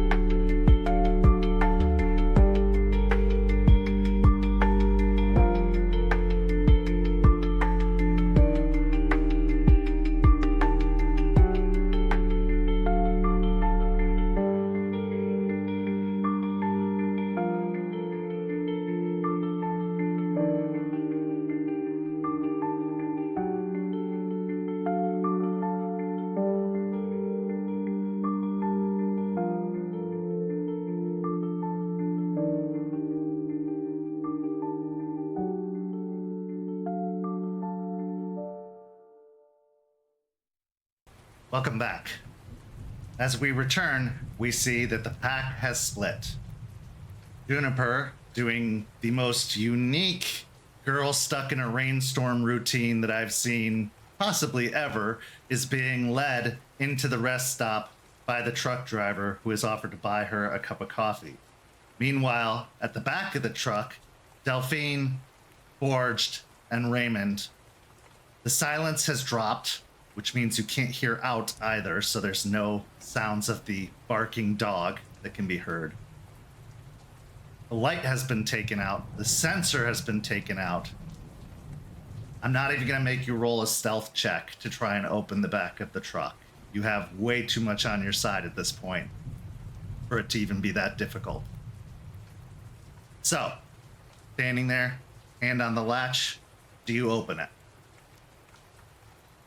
Okay. Yes. As you open the latch and pull up the back door of the truck, see a dark interior of a truck. Several pallets of bags are stacked up, lining the back of the truck in several rows, leading into the depths of the truck. Delphine, with your penumbral sight active, with the opening of the back door, the bags of fertilizer move. They twitch and shift ever so slightly at the sudden noise or sudden movement in front of them. Beyond that, further in the truck, you feel the pit of your stomach drop, and you don't know why. As a nauseating green glow can be seen further inside the truck. I will reach, since it's silent, I will reach out to grasp both Forge and Ray's arms and squeeze. And I will be staring directly ahead, but I will give a warning squeeze very tight as sort of a silent warning. And I will look to Ray specifically and just gesture down the way and do like a rar hand gesture. Seeing the gesture and thinking I know what it means, do I see anything more with my eyes of the owl activated? No, you just see the several pallets lined up. I would say roll me a wits investigation just to see if you can make out anything beyond these several rows of pallets. Because I know Artie pointed out there's like a break There is. in there that might be hiding something, so.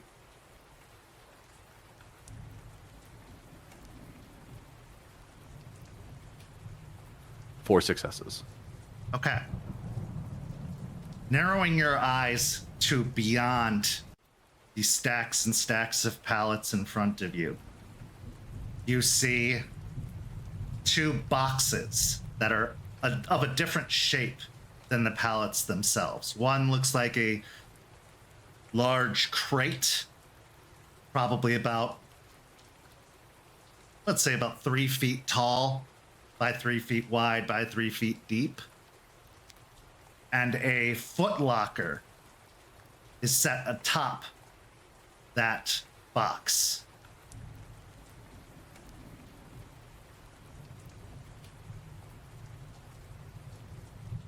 As I'm staring and squinting to get a closer look, kind of squint a little bit harder when I notice the box in the footlocker, but not seeing anything immediately dangerous. I will look over at Delphine and at her shoulder with like a reassuring look, like I don't see anything at the moment. And then I will step up onto the bed of the truck. Okay. Climb up into the back. You can start to see the stickers that are on the sides of the pallets, marking or designating what is contained in each. Each pallet seems to have similar shaped and colored bags on them. You can see that a couple have a slight difference to it, as if it's a different type of fertilizer, but overall, there's no clear designation between the infected and the clean fertilizer that you can tell. You would have to go solely off of the stickers and the tags and the way that the truck was loaded. In the Umbra, though, wasn't I? Where I was. You are seeing able that- to see, absolutely. You can see that 3 of the pallets have that same yellowy residue coming off of it, and those were the ones that shifted Gotcha. Okay. with movement as the truck opened. Unfortunately, having dealt with multiple truck drivers in the past, they don't always follow the form as it's been laid out to them. So 2 of the pallets are on the back, 1 of them is midway down the truck. Delphine will follow in, and she will start sneaking towards, and she's going to go ahead. She will start sneaking actively towards, making sure that Ray has her his full attention on her, so she can start patting, like patting the ones that she's seeing move in the Umbra. So I don't know if I need to make a stealth check. I was mainly. No, I mean, you Okay. guys are under silence and in the dark. There's no reason that anything would alert you or give you away. Okay, it's just I'm paranoid. For sure.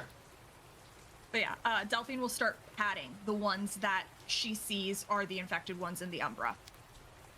Now you can see that there is a dolly, and it's actually an electronic dolly that lifts the pallets up and pulls them out. It's got a little motor attached to it and a button that makes it move forward or back and lifts the arm up and down. There's also a ramp that can be pulled out of the undercarriage of the truck to allow one to use this dolly to get things in and out of the truck.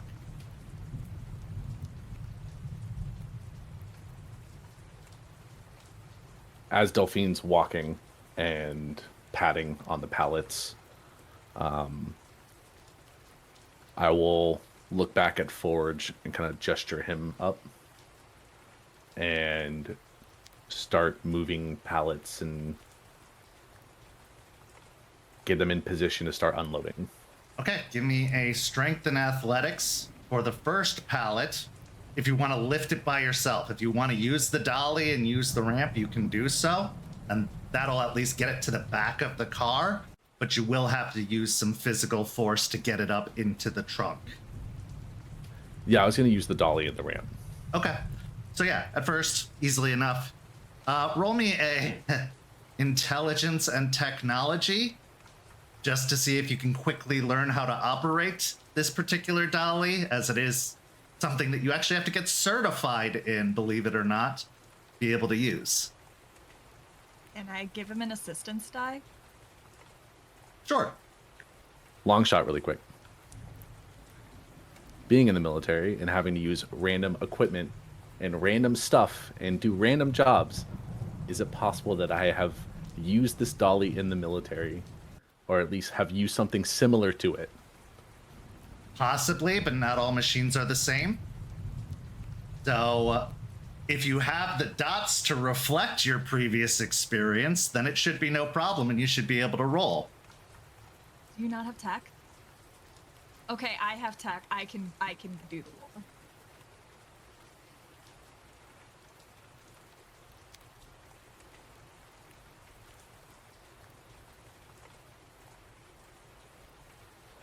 That'll be 3 successes. 3 successes. Okay.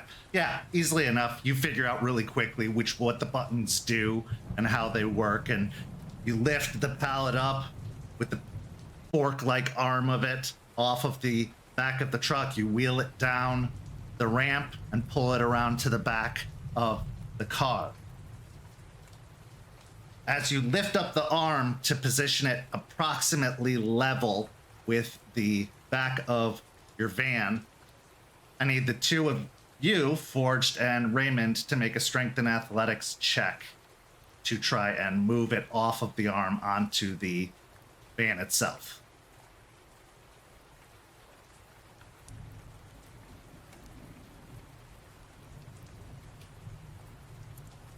Now, I'm facing a conundrum. I got one success. I could willpower, but the question is, does Forge care enough to Yes. willpower this roll? Which I think we will, because I'm in the rain and I'm tired.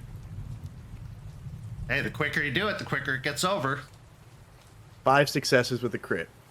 Okay? And 3 Raymond? successes. 3 successes. Okay, easily enough. The two of you carefully move the pallet into the truck. As they do so, Delphine, as you're watching, you see the same shifting energy within the bags as they're jostled and moved. But they don't break out of containment. No issues are had. However, you know that if one of these pallets gets dropped or ripped, you could be looking at a contamination issue. But so far, so good. Moving up, repeating the process, you get the second pallet on the forklift, moving it down, leveling it with the car. Yes, Raymond. As Delphine is maneuvering this pallet to load up in the car, I want the extra help. I'm gonna go into Galabro form. Okay, make the rage check. I'm good. Okay. As you change into your Umber Hulk form, your clothes feeling more tight, the pallet becomes this overwhelming sized object to something a little bit more puny. No big deal, you got this. You could probably do this by yourself. It's so small in comparison to what it was. Another strength and athletics roll from both of you to move the pallet into the van without issue.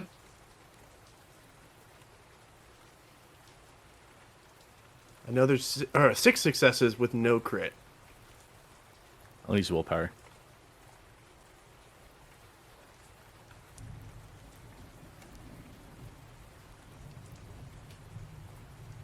That's 6 with a crit. Again, easily enough, you slide the pallet into the back of the van. It's a tight squeeze for these pallets, as this is kind of more of a passenger van, a rental truck type deal, but you are able to get them in the back, no problem. Now, the third pallet is midway down the truck, which is going to require you to move a few pallets out of the way to do so, which will take time. So let's return to the rest stop where Juniper and the truck driver have entered the building, the truck driver closing the umbrella and shaking some of the rain off of it.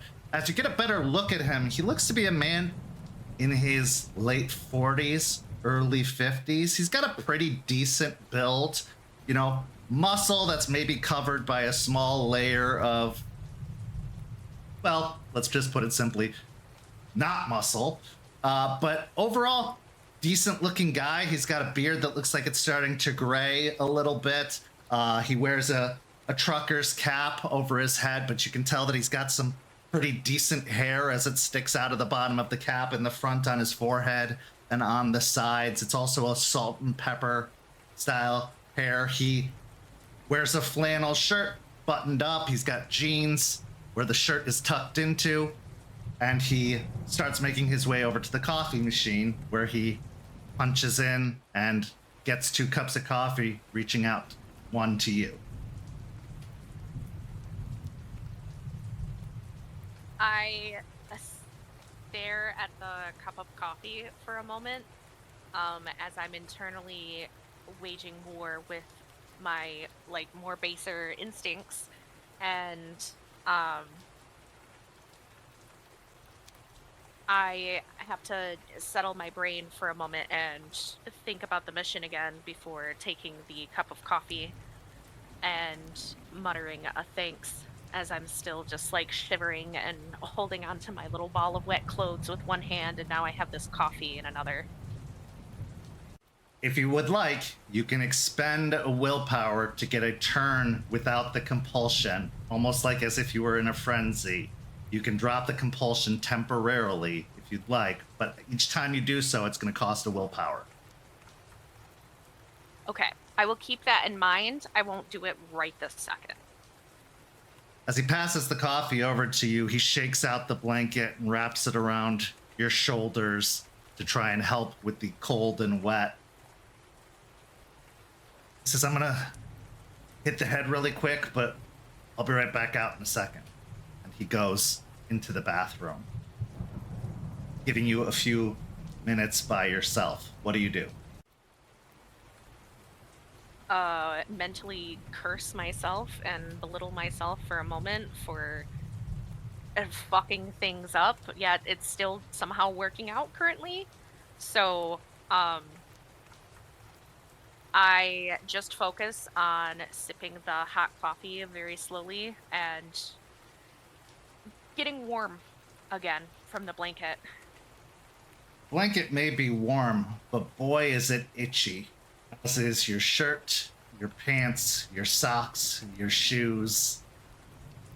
Also, this coffee tastes especially bitter right now. Despite the fact that it's got cream and sugar, this isn't what you really want as a wolf, and as the growling voice starts to emanate in the back of your head. He's alone. You know what would solve this problem? My mouth starts to salivate as I stare into the opening of the men's bathroom. And I clench my teeth and shake my head, trying my best to get his voice out of my head. I don't respond, but I'm thinking about it, and I'm thinking, oh, how nice it would be if I could just get my teeth and sink it right into that soft, malleable flesh. You know, that's the best part. That being said, how many points of hog loss do you have? Oh, you know, that's such a great question, and I'm so glad that you asked. I actually went down to 1 dot of hog loss. Okay. That is going to raise the difficulty slightly for your composure and resolve check that you are going to have to make now, as the temptation is great and you are getting a little bit of encouragement and pressure from beyond.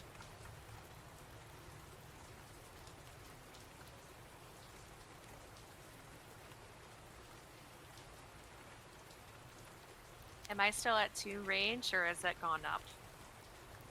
No, you're at 2 rage. You haven't done anything to increase your rage as of yet.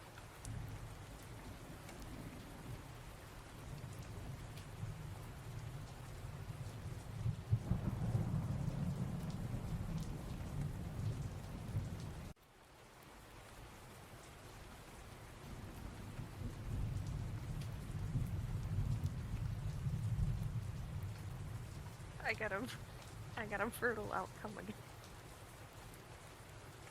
And only 1 success. Oh, okay. Did you expend any willpower? Thank you. Thank you for reminding me of that, because I just panicked. I just went into full panic mode. I'm going to spend a willpower.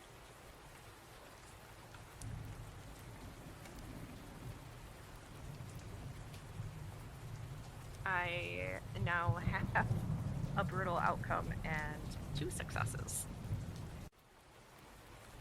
Okay. Setting the coffee cup down on a nearby trash can, you begin your approach to the men's bathroom.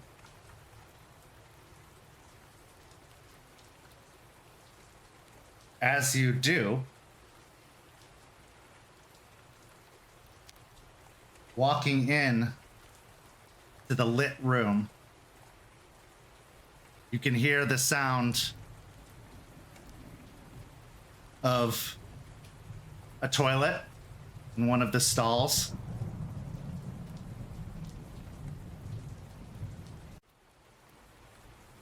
You can hear the driver humming to himself. Go ahead and make a dexterity and stealth check.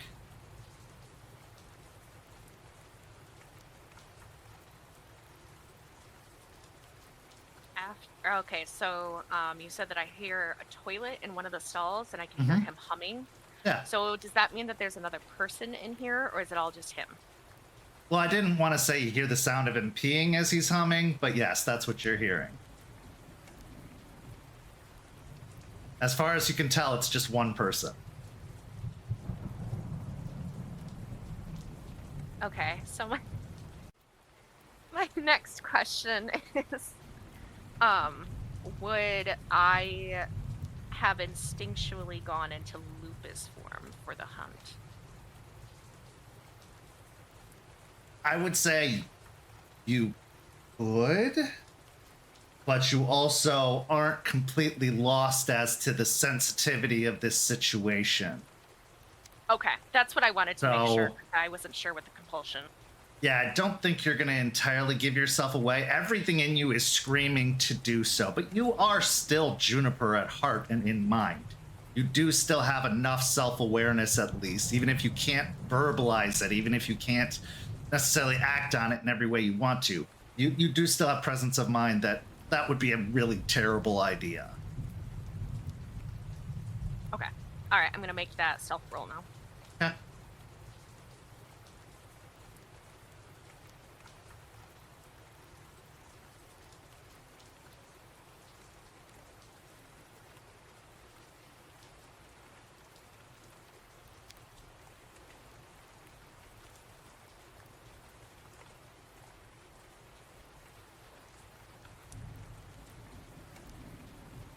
Three successes.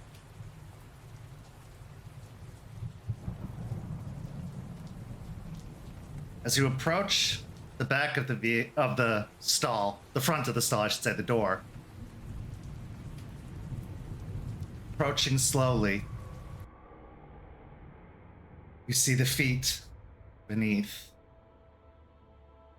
You can hear the beating of his heart. Even now, you can smell his skin, flesh, his meat. You can even get a slight whiff of blood. Maybe he cut himself shaving earlier. As your mouth starts to salivate, you turn away from the door for a moment, maybe second guessing yourself. And there, in the mirror, next to you, is a big black wolf with glowing red eyes.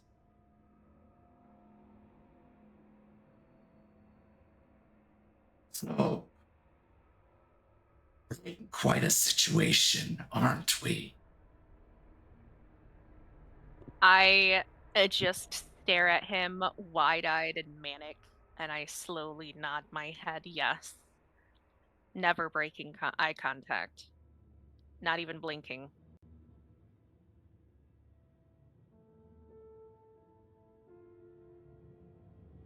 This could go one of two ways. One, you do what you're meant to do. Or two, you owe me.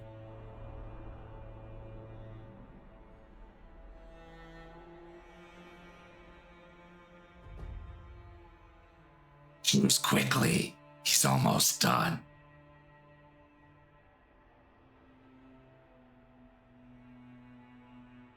slew of emotions flash over my face in mere seconds as it fully dawns on me what he says and the weight that either choice carries.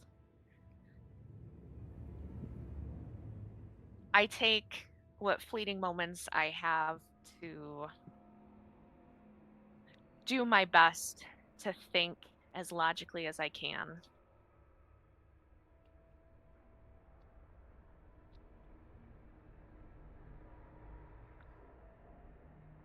Both of these options have dire consequences.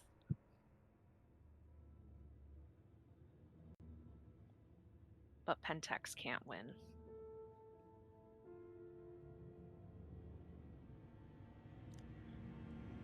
And so I look at him in the mirror.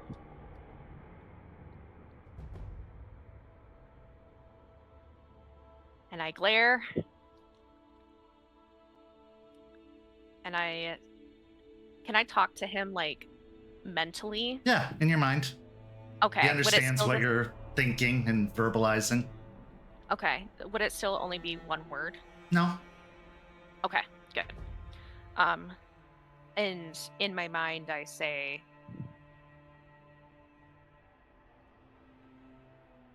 Pentex can't win. One way or another, the truck's not going anywhere. This depends on what causes the truck not to go anywhere. We're not supposed to leave any evidence behind that it was us or anything.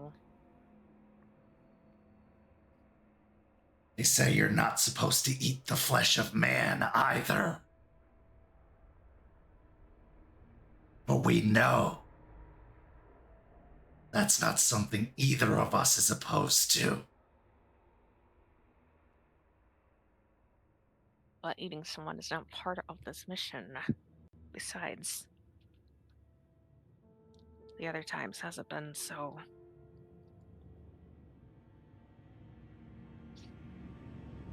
strict.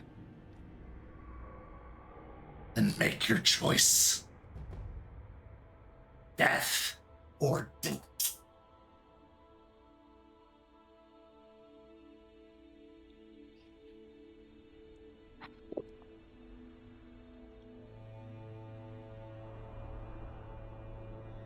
I take one last moment to really weigh my options. And I resign myself to the lesser of two evils.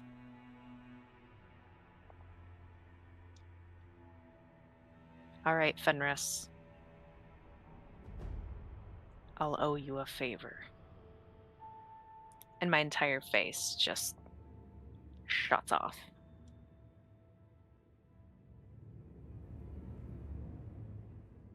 Pity. I would have loved to taste that flesh, but well. And with the flush of the toilet, which causes you just briefly to glance toward the stall door, you look back and he's gone, as is your compulsion. You regain your self-control. You take 2 stains against Hoglosk.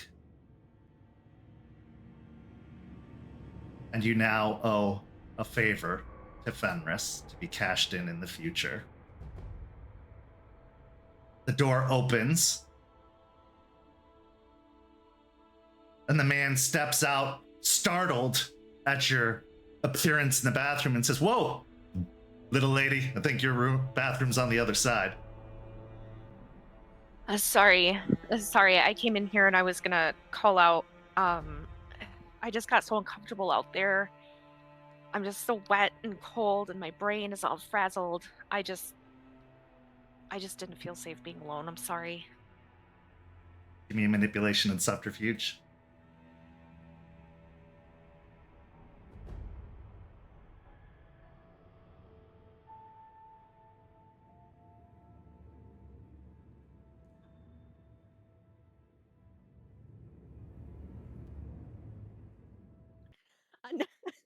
Damn it. Another brutal outcome and 1 success. Okay. Let's look at what compulsion you get now. Go ahead and roll me a d10 again.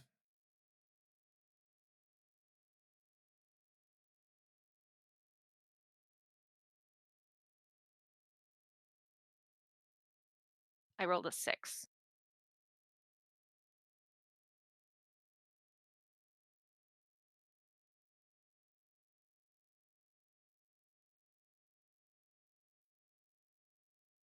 At this point,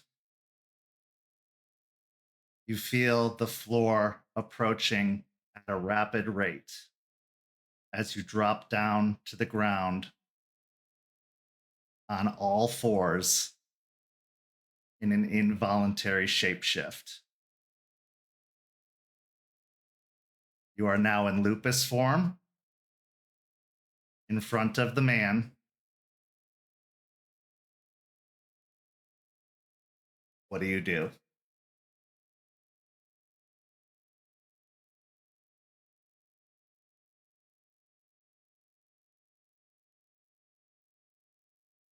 I gotta be honest, my initial gut punch reaction, lunge For the man. for the man to knock him unconscious or something. I don't know. All right. It was just that was the only word coming to my mind. You said that. Give me a strength Just and panic. brawl. You are in lupus form. Yeah, like Juniper straight up is just panicking now.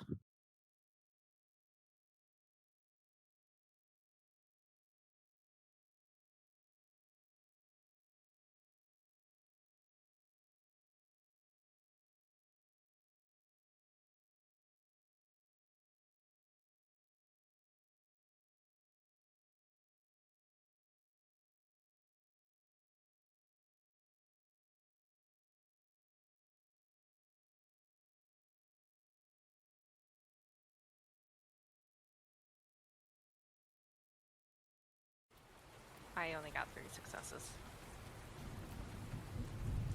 With 3 successes, you pounce, your paws burying into the chest of the man, throwing him backwards. He smacks up against the side wall. And, what the fuck? What the fuck? He is hurt, but he is still awake. I'm trying to land a heavy blow on his head to knock him the fuck out.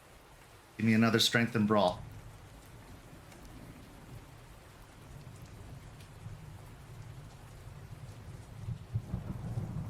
Another 3 successes. Okay. With these 3 successes, as you lunge again, batting his head, it smacks up against the tile of the wall, and he drops unconscious.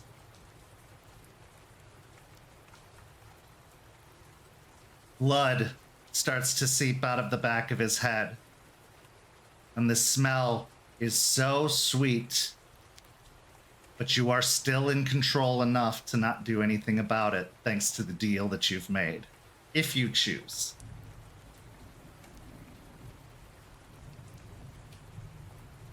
Since I still have control over myself and my impulses, I am going to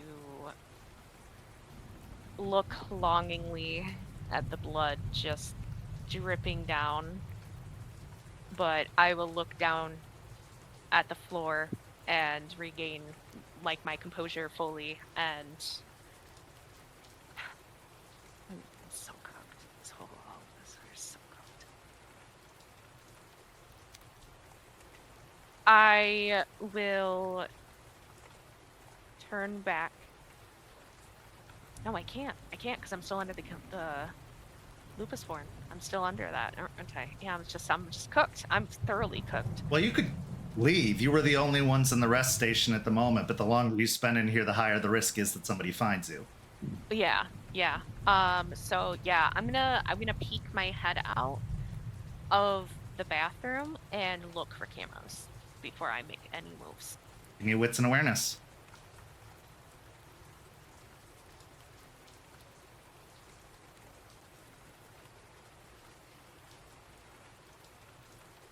That is 5 successes with crit. There are, in fact, cameras. However, with that success, the critical, you can make a dexterity and stealth roll to avoid the cameras, and you will get a bonus die on that roll, plus the bonus 2 die you get from being in lupus to duck your way out, slip out one of the side doors. Okay, I will do that then. And did you say it was plus 2 die and then plus lupus, or So, plus no, 1 die? you get the plus 2 because of lupus, but then you get a third extra die because of your ability to spot the cameras, so you know exactly kind of where to maneuver your way out. Okay, I just wanted to be sure, because for a second I heard you say that I would get plus 2 from being able to spot the cameras. No, and I was plus like, 2 in lupus, plus 1 for being able to slip out, or for spotting the cameras.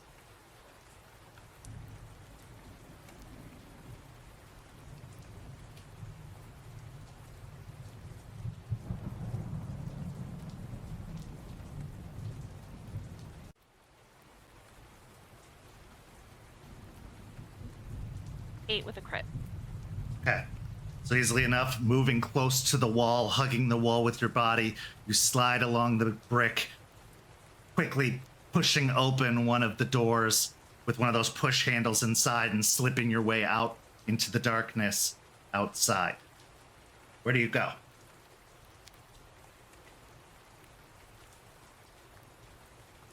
I mean, I'm gonna do my best to get back into the truck. Our truck. Oh, into the van. Okay.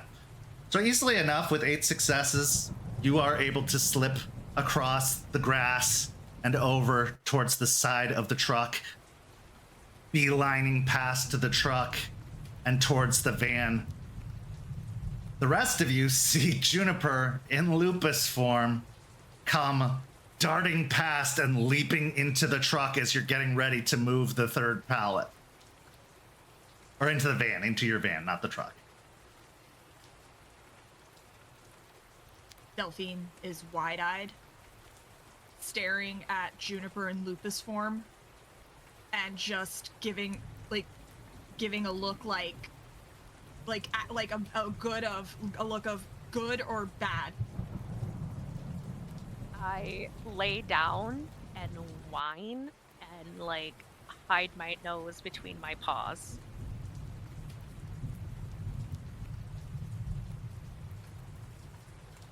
Delphine will do the rush symbol. I will nod.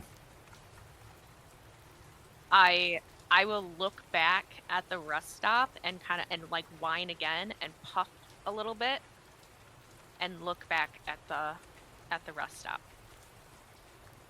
I just kind of keep doing that in a loop. Fortunately for you, with the truck driver knocked out, you have all the time in the world to move those pallets and get the third pallet into the truck. However, because of the rush of everything that's happened, I need that strength and athletics, or actually I need another technology roll from you, Delphine, intelligence and technology, to use the lift to move things. And then I need another strength and athletics from you guys. However, before anybody rolls, it is now at a -1 because of the panic that is ensuing.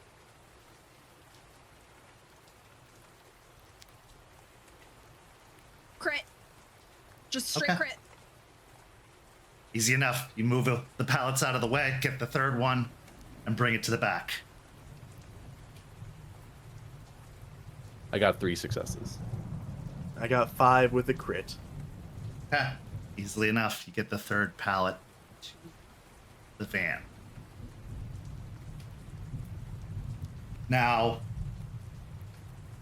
Delphine, as you're moving or going to move the pallets back, you still feel that sunken pit of your stomach feeling about something in the truck.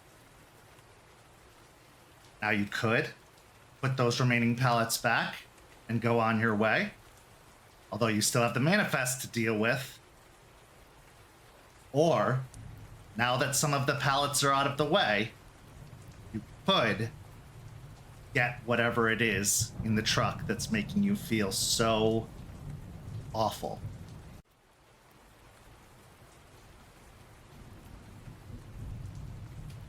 How big is the box? 3 by 3 by 3. Does it look heavy? Hard to say. It's a box. You don't know until you lift it.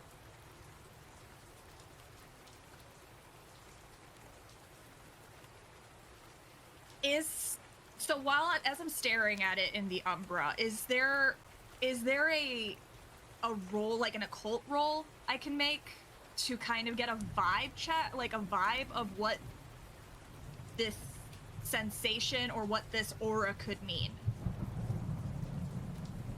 Give me an intelligence and... Actually, give me an intelligence and science roll.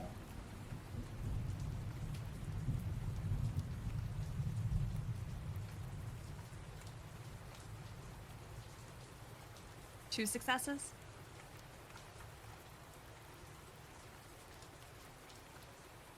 The gnarly green glow. The nauseating feeling. You haven't encountered warm stones before, but having spoken about them, having started looking into them based off of Sean and Steak's description, you can guess that at least in the crate, there is probably several warm stones in the crate. The footlocker, however, can't define what that is. I will look to Ray and then give a pleading look to the crate, as if we need to take this. Now, Ray, you know that Artie said this was not on the manifest. This was not accounted for by the truck driver. So if it goes missing, it's not going to be really worried about. Unless someone on the receiving end is looking for it and it's not there. But that won't necessarily be as big of an issue. I'll look at Delphine for a couple seconds and then nod. And then I will look at Forged and point to the folder with the manifest and point toward the cab. Just stares at you blankly, not moving. It's very clear he's confused at what you're trying to say. Okay, I'll just wait. Just wait a second, and I'll just make that Text, motion. too. I don't care. I'm gonna go on to the bed of the truck and then go over to the crate in the footlocker and move it. Okay. So what I'm going to need here is a strength and larceny check. And the only reason I say so is moving the crate has the potential to disturb some of the other pallets, possibly ripping open bags, causing some sort of issue. So if you can do so carefully enough, you can lift the crate out, get it out of the back of the truck without making any obvious presence that anything happened. However, if it's not high enough, it's possible that it is going to disturb the contents of the other pallets. Can I assist? If you want to go back into the back and help them, yeah, but the closer you get to that box, the more that nauseating feeling's going to be. I will stomach it. This is too important. I have to stomach it. And also another long shot. Because of Eyes of the Owl active, could it help me maneuver and be a little bit more careful of moving the box? Yeah, you know what? I'll give you a bonus die. You aren't moving it in complete darkness. So yeah, you can instruct others, well, kind of, to help you move it, as well as move it yourself.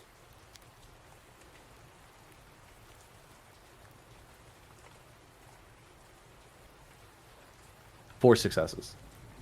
Okay. 4 successes is enough. Get the crate up, you maneuver it through the back of the truck and out. Ray, you also get a very nauseating feeling as you get close to the box. Both you and Delphine need to make stamina and composure checks to avoid vomiting in the back of the truck. So with Glabro, we get additional dice to physical stamina, since it's stamina. Stamina is a physical, yes. Okay, so I won't, but you will, Ray.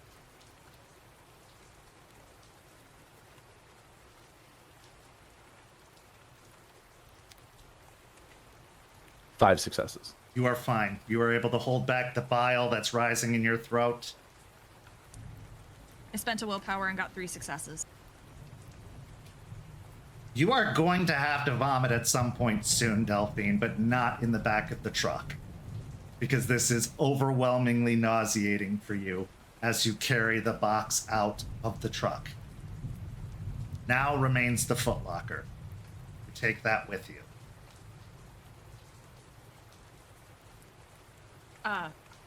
Delphine will gesture to the footlocker and nod, but then she will also pull out her phone and text Forge to swap the manifest in the cab and to watch out for the dog. Because I'm assuming we heard the dog. You did. Oh, absolutely.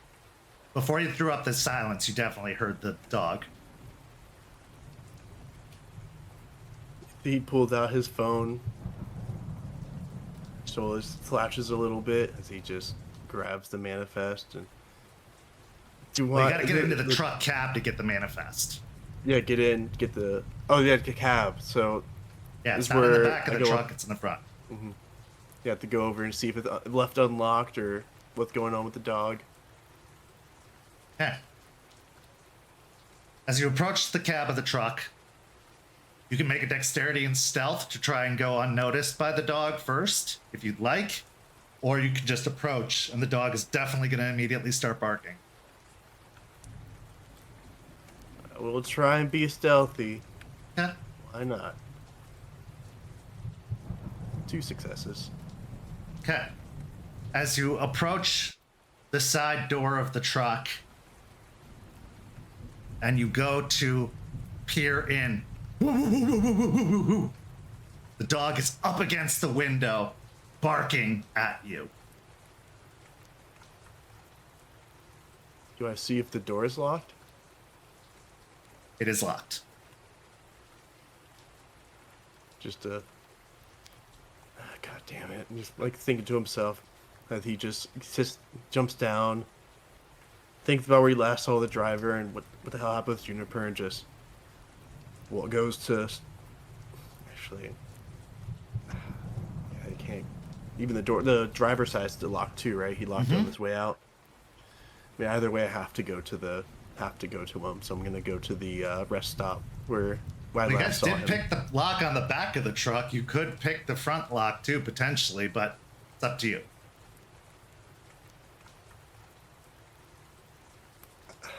I can try. I'll give it a shot, I guess. I'm not particularly very good at it. Okay. Going to be a dexterity and larceny. It is going to be at a -1 as there is still the anticipation, the rush.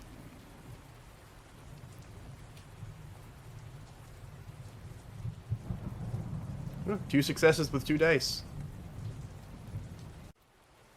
Fortunately enough, this isn't a super fancy truck. The lock pops as you navigate the Slim Jim into position and pull. The dog is losing its mind, barking like crazy at the window. You have a couple of choices. You can open the door and deal with the dog, or you can try to calm the dog down enough to get inside. If you want to try and calm the dog down, you can do a charisma or manipulation, an animal can. If you want to get inside, well, you're going to have to deal with the dog because they are ready to pounce on whatever opens that door. Do they got a collar? They do. You can see a little tag that says Rodney hanging off of it. As much as I would love to spend time to try and calm this dog, I don't really got time for that, nor the patience. So I'm just gonna open it and just try and grab it by his collar and yank, like just hold it by his collar to, trying to like not sort of choke it, just keep it at arm's length and not to attack me, while I try and use my other hands to swap the manifest once I get him situated. Okay. Give me a dexterity and brawl as you are going to try to reach around and grab this thing really quickly before it leaps out of the truck. Okay, then my specialty in grappling come in. It does.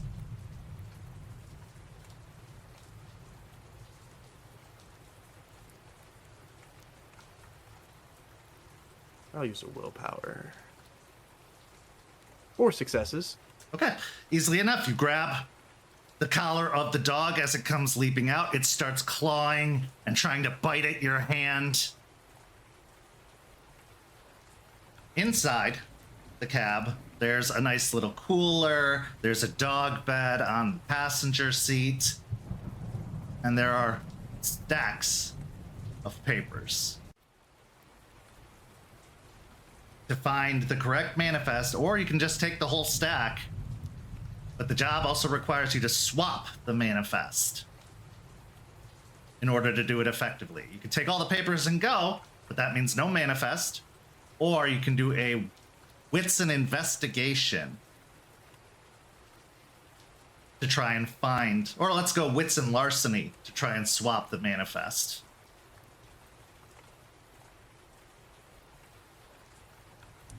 I will ask, I mean, technically, would it be something that's lost or overlooked? It is. It's overlooked. It's easily overlooked in this pile of papers. Okay, I'll try and find the manifest specifically, as I think about just grabbing a whole thing, and then a vision forms in my head of me going to Delphine and then just hearing, yap, complain, you didn't do the job, blah, blah, blah, blah, blah, and just, as he goes and starts shuffling through.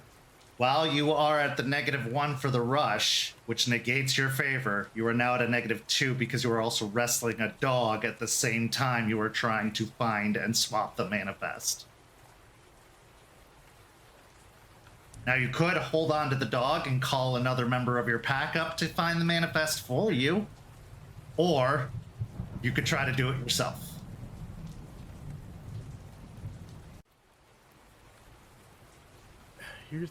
I'm in the silence aura, right? No, you are outside. Oh, we're not. Okay.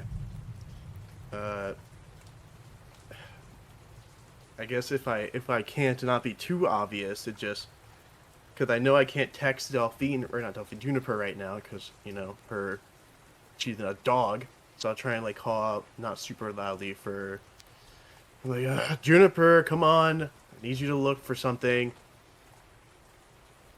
So unfortunately, Juniper is in the cone of silence, and therefore cannot, what?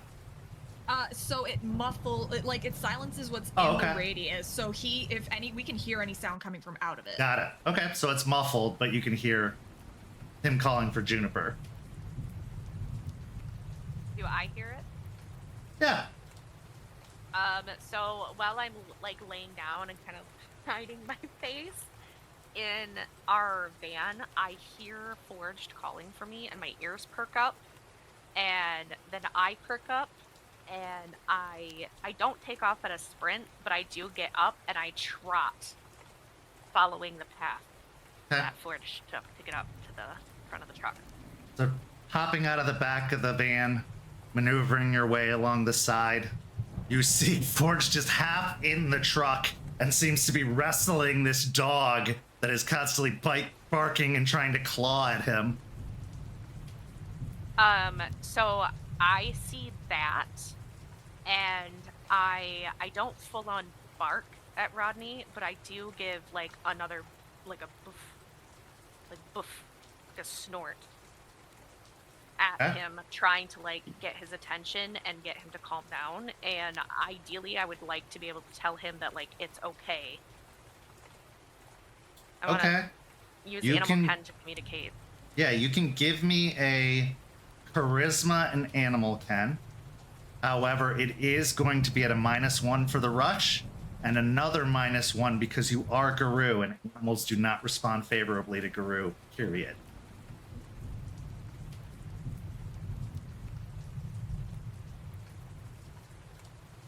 Forge, do you have anything in Animal Ken?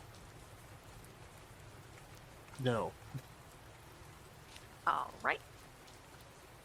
I thought that would be obvious, considering he opened the door and grabbed it by the neck immediately.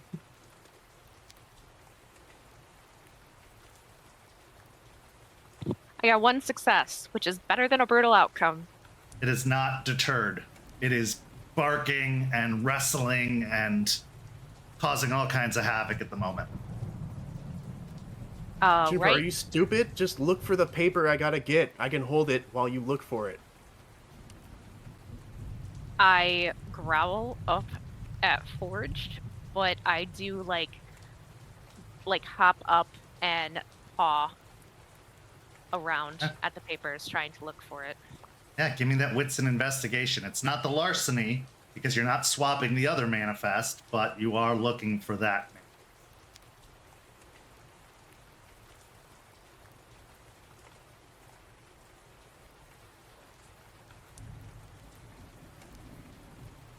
That is 3 successes. Okay. Yeah, nosing your way through the papers, you do find a similar looking manifest to the one that Artie printed off for you. I grab it in my mouth, look at Forged, and then I take off back towards the van. Now, Forged, I'm going to need that strength and larceny still for you to put that manifest back to make it look like someone didn't just rifle through the truck. Because while this guy is a trucker, he's not disorderly. It's not a mess in the cab. Yeah, that's fair. That's fair. Is it 2 dice still or just the 1 right now? Just 1 now. Okay. Yeah, 4 with the crit. Okay. Trying to pull the manifest out of your back pocket, shove it into the stack of papers while also holding a dog at bay. It's a one-handed effort, but you are able to put the papers back together and straighten them out enough, at least enough to pass, you think. And then I need a dexterity and athletics for you to release the dog and shut the door really quick as you're trying to get out.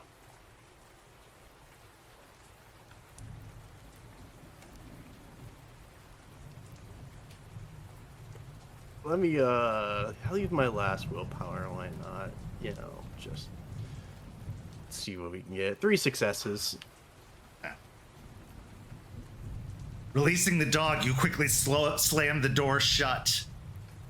Take 2 points of superficial damage for your trouble as you do get clawed by the dog on the way out. A little bit of blood starting to well in the scratch marks. But you do shut the door behind. The dog is still ravenously barking at the window. But you have accomplished your objective. Kind of. You see, he like nurses his wound a little bit, like, ah, fuck, and then he looks back, and for once he'll give at least a tiniest smile as he'll flick off the dog. He just says, "Fuck you, you got the shit." And he'll jump down and start walking back. You have replaced the pallets. You have taken the footlocker, the crate, and the 3 infected pallets. All things considered, you're done. As you shut the door, push the ramp back in, make sure that the forklift is inside. You put the lock back on the back of the truck door, and you return to the van and start driving. I'll drop my silence because I don't know if we need to figure out what happened inside. Okay. Well, that being said, let's... Okay, yeah, no, you drop the silence if you guys aren't leaving immediately. Now, Juniper, involuntary shapeshift does not require you to stay in that form now. As enough time has passed, you can change out of that form if you so choose. Yeah, so in my seat before we leave, once I feel that I can, change back to my human form or hominid form, I immediately do so, and I'm panicking, and I'm like, I'm so sorry. He's in the bathroom. We can't leave. We gotta help him. He's unconscious, and I handled it the best way that I can. Yes. I don't know what came over me. Okay. I got stressed and I panicked, and while I was panicking,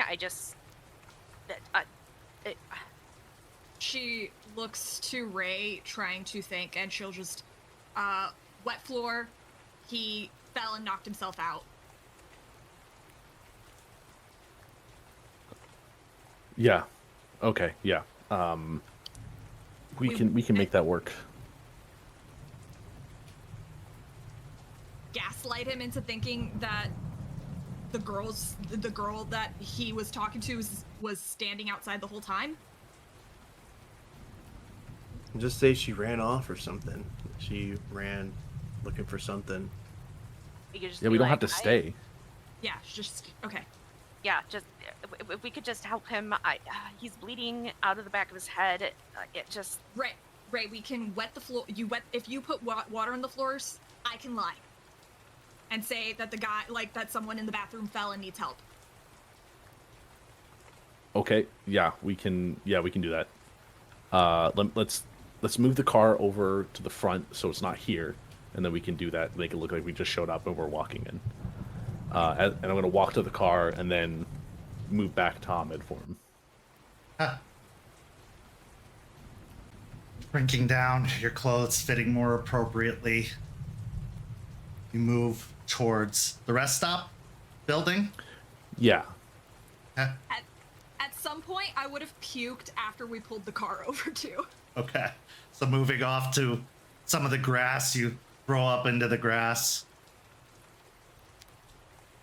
As you approach Just the watch out. building. Yeah. Oh, I was just gonna say, just watch out for the cameras. There's several blind spots, but don't get caught by the cameras. Doesn't matter. Ray can make it go away.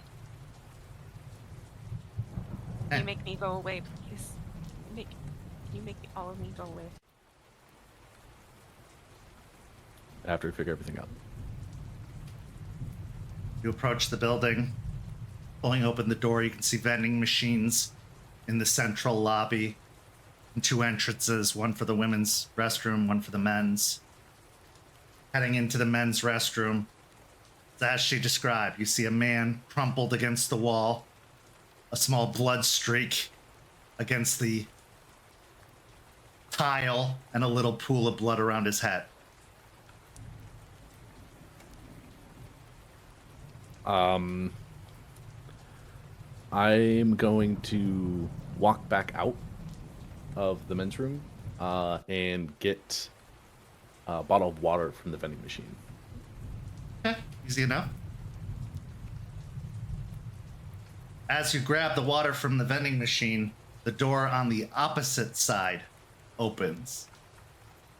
And another man in similar trucker attire comes walking in and starts heading towards the bathroom. Do I see him? Yeah? I'll go up to him. Excuse me, sir. You drive the roads a lot. I'm having trouble figuring things out. My phone died, and I need directions to Pensacola. Give me a charisma and subterfuge. Or manipulation and subterfuge. I'll give you your choice. I will take manipulation, because I know exactly where Pensacola is.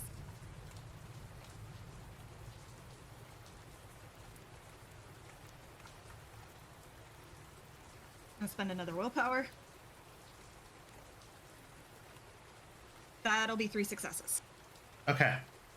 With 3 successes, he says, "Oh yeah, I could show you." And he walks over to a map that's posted on the wall of the rest stop and starts explaining the directions, pointing out on the map where you need to go. Now we'll just be asking a lot of questions to buy Ray time. Okay. At that point, seeing that, I will walk into the bathroom. I will open the water bottle. I didn't want to make too much mess on like the sink, anything, maybe make it a little bit more obvious. So I'm going to pour out a decent amount of water on the ground to make it look slippery, like a slip hazard. Sure. Give me a wits and then- and larceny to see how well you disguise it.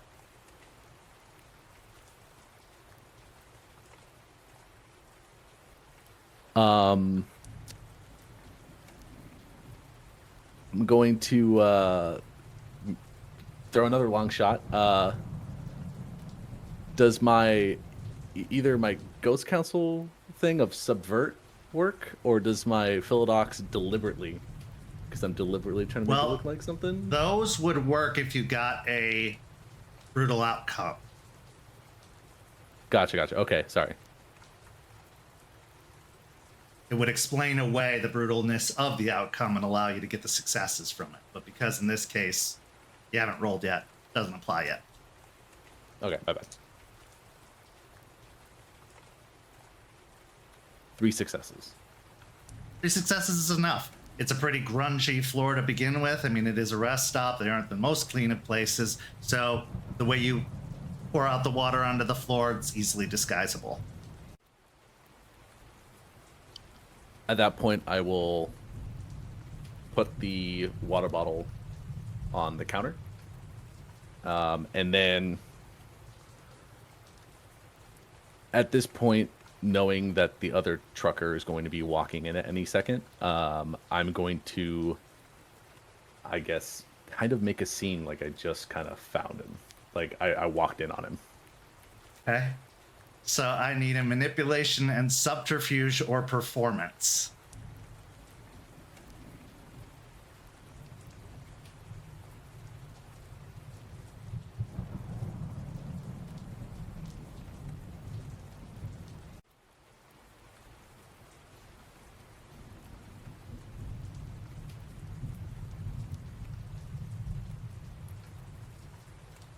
So good thing I asked about that verb thing, because that's a brutal with a 1, but I'm trying to subvert Deliberately.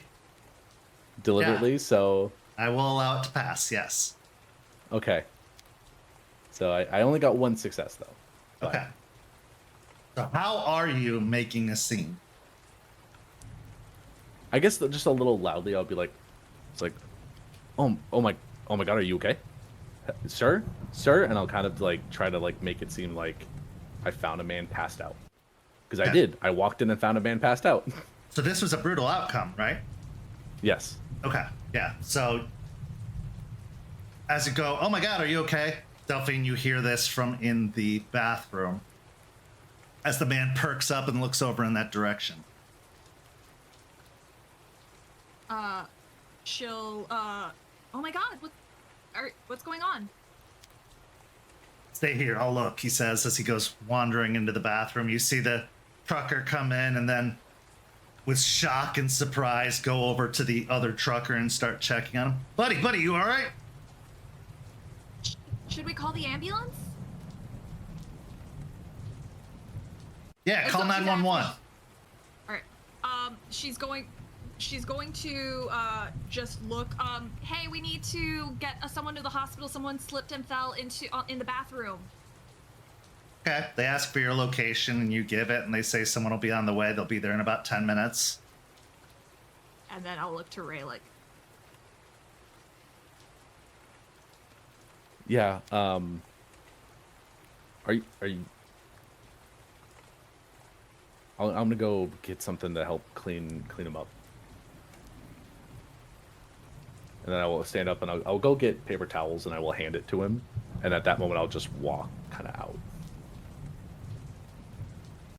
Okay, so grabbing some paper towels and handing them to him, he starts to bundle them up on the back of the man's head. As he does so, you hear the unconscious trucker groan and start to wake up. Ugh, what? Oh, my head. Ugh. The second trucker asks, "You all right? What happened?" I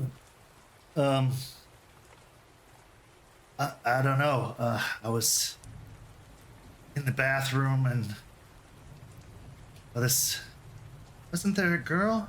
I thought there was a girl. I don't know. Things got really fuzzy. sir, it looks like you slipped and fell. He looks around, bleary-eyed. Well, that sounds like me. He reaches up and touches his head. Give me a manipulation and persuasion, Delphine. I could still. Can I assist? How would you assist?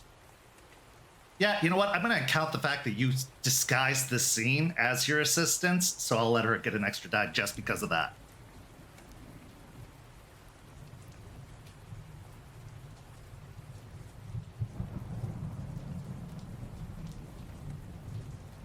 You know what? I've got willpower to spend. All right, that'll be 4 successes. Okay. Man, I'm so clumsy. Sorry to cause such a ruckus. The man says, it's all right, don't worry, we got an ambulance on the way. Ugh. Just, if I forget, tell them I got a dog and they're gonna need looking after. Yeah, no problem. So, Just leave. with the situation, for the most part, resolved, you see the flashing lights of an ambulance arrive shortly thereafter. They come into the bathroom, start checking on the man. What do you guys do? I can drive, or Juniper can drive, so that way Ray can perform that Rite of the Forgotten Record while we're driving. I can drive. Okay, there we go. Heading back out to the van, climb in, start the engine, and immediately start driving away. You are on the road. You are in the van. As you are performing the Rite of the Forgetful Record, you accomplished most of your objectives. But one of the objectives was to leave the driver unharmed and unaware. That objective was not 100% successful. But this is enough to be considered a partial success.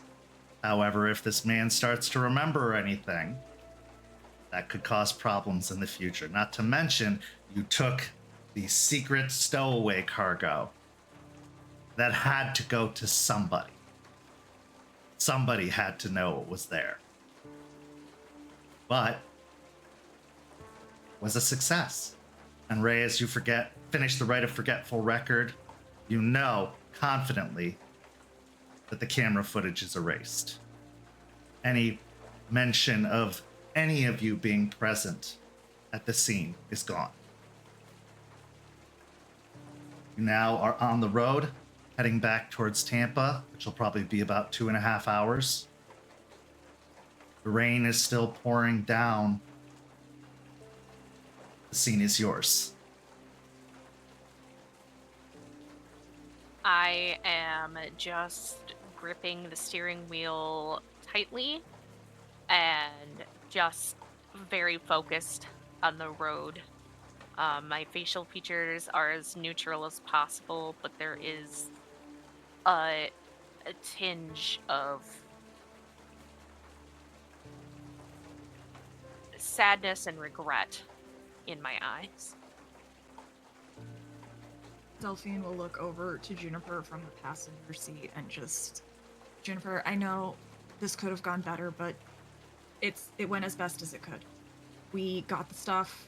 We erased the camera footage. Yeah, he got hurt, but from what it sounded, I made it sound like he just slipped and fell, maybe, and he seemed to write it off. But it's all in all, I think we did okay. We could have done better, but let's be real. And she looks around the car. None of us are good with people. I mean, I'm pretty good actually, but were you volunteering? nobody asked, so.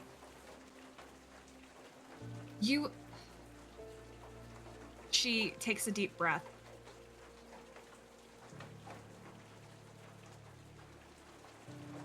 Forged, I get you're upset and you're sad and things are going on. But we needed you tonight.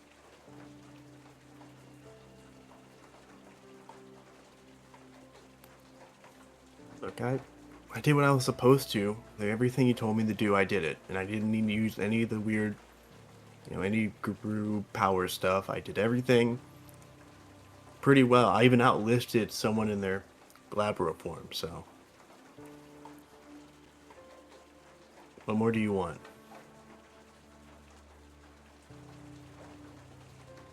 I want you to forgive yourself.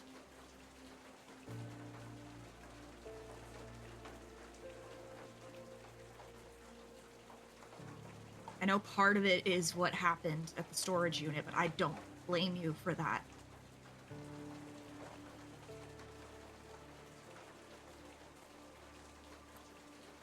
Morge bites his lip as he thinks about this, tapping his foot. He kind of looks out the window for a moment, very obviously not wanting to have this conversation, especially in front of the other two, as he contemplates his next words.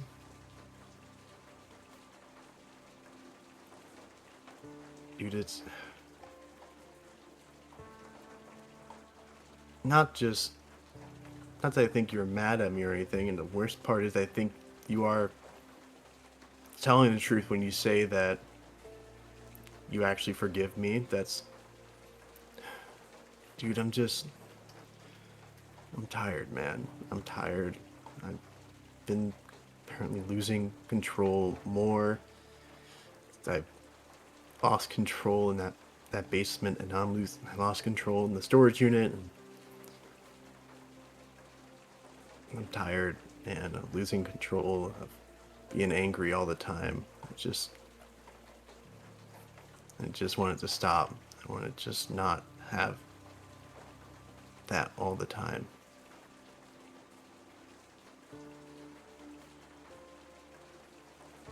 Juniper, at this point, you get a text message. It's from Artie. And it has a little policeman, a little ambulance, a question mark, and then a finger pointing at you, and then a finger, thumbs up, and a question mark. Basically, police and ambulance, you good? I send back a bathroom emoji and hold on a second.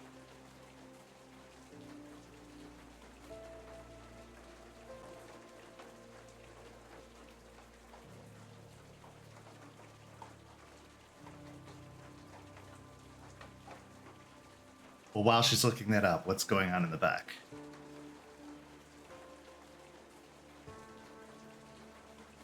Forged, unfortunately, that's a constant thing that we're gonna all have to deal with, is our own rage constantly being there at all times.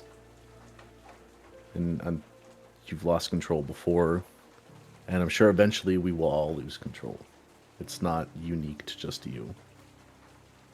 I know it's happened more to you, but that doesn't mean it's gonna only be you from now on.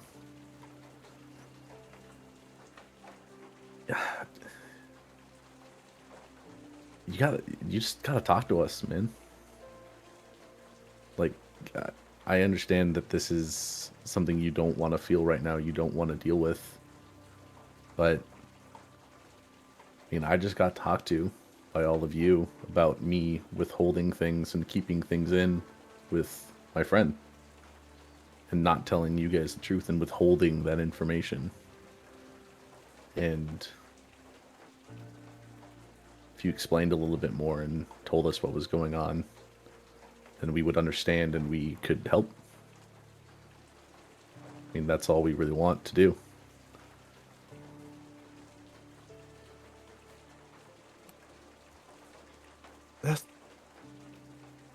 That's the problem. You guys, I don't think you guys can understand, because everyone around me, everyone that I care about around me, has been dying, been getting hurt, been maimed and fucked up, and all of it is my fault. I told too much information to certain people and got my friend killed. I wasn't there to protect Damien, and he got fucked up. I lost control and almost killed Delphine moments away, and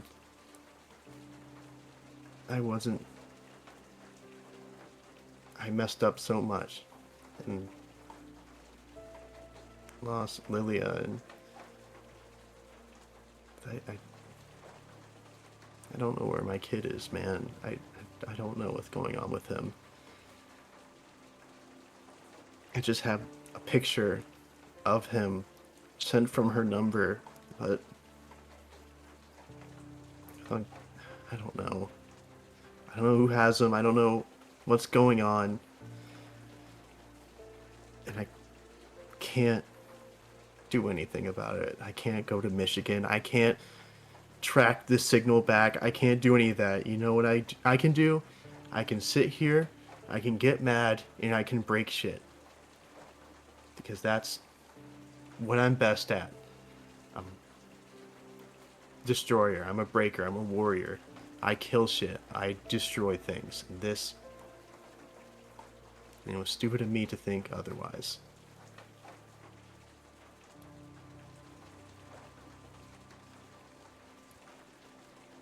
As Ford is just talking, I finish up sending a text message of emojis, which just consists of a construction man, some water, some fall leaves, and the men's bathroom symbol, and then a girl and a thumbs up. I listen to Forge, and my heart kind of gives out a pang of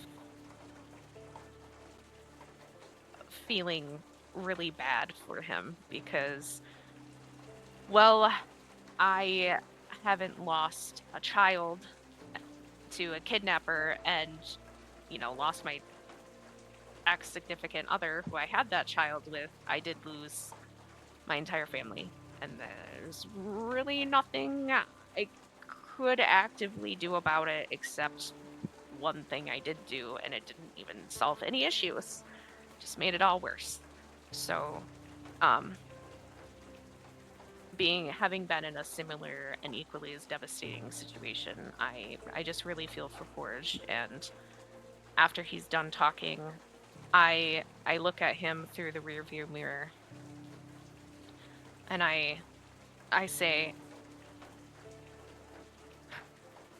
"Look, man, I know that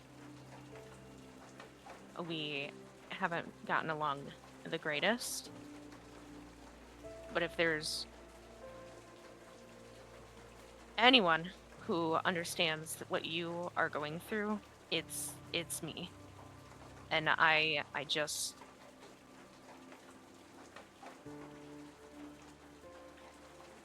not good at this shit, but you're not just destruction. You're not just a warrior.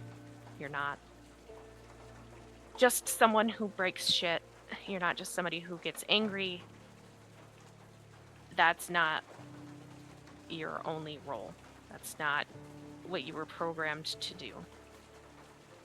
And let me be the first to tell you that just getting angry all the time and being destructive and being a bit of a cunt to your packmates, to your friends, and I do a quick glance at Delphine, doesn't make any of this better. In fact, it just makes it a whole hell of a lot worse. I don't have good solutions. I don't have good coping mechanisms. I'm still trying to figure out how to process through all of my shit that I went through, and still grieving the loss myself.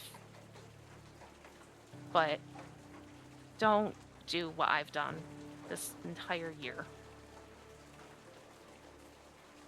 Utilize all of those negative emotions and alchemize them into something better.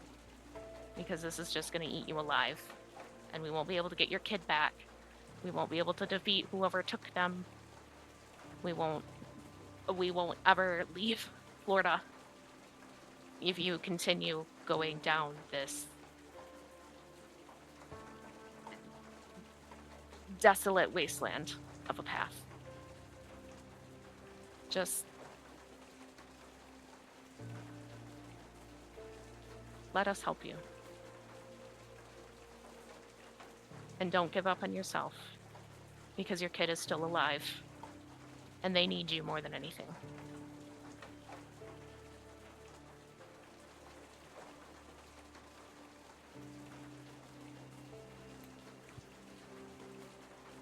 Forge nods to that as he digests those words. Especially that last part kind of ringing to him as he kind of repeats that phrase over again in his head of how Cooper needs him. He can't give up yet, that there's still someone out there that needs him, even though it may be so small of a chance. As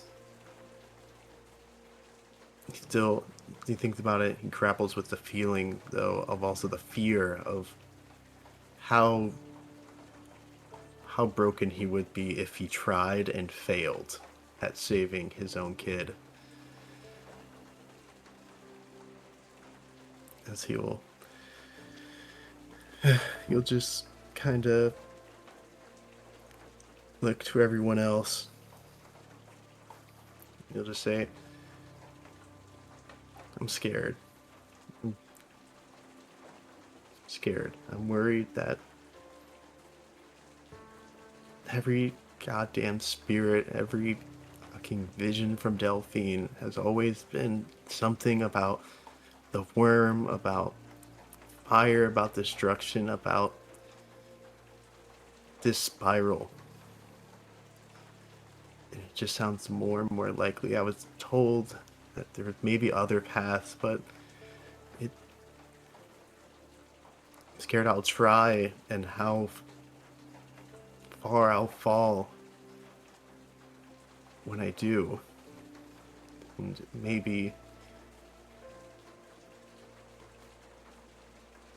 I won't progress down that path if I never take a step to begin with. And if I just stay back and don't, maybe I wouldn't succumb to it, but Forged. he needs me. Forged. Delphine's visions aren't to show us the path that we're going down. They're to show us how we can get out of it. It's a warning. It's saying danger. If you make active steps to not go in that direction, you're going to be fine. What you need to do is you need to release that fear, because the fear is what's holding you back, and the fear is going to make you go down that path. Not anything else, not your strength, not your personality, not your charisma, not your stubbornness. It's fear. So, the real question is, are you gonna remain a scared little puppy dog, frightened of their own shadow, and stay in your little brooding corner? Or are you gonna say, nah, fuck that shit. I'm forged. I'm a fucking badass Saroon. And I am gonna continue to get stronger. And I'm gonna get stronger with my pack. And we're gonna go get my fucking kid. Which one is it gonna be? Because if you don't take a step, all of the destruction is gonna happen. But if you actively aim to get stronger and better, both mentally, physically, and, for lack of a better word, spiritually, you are gonna get your kid back. And much more.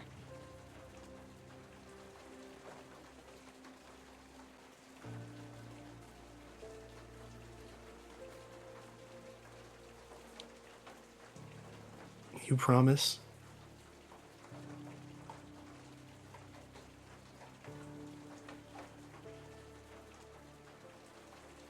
I promise that I will do everything I can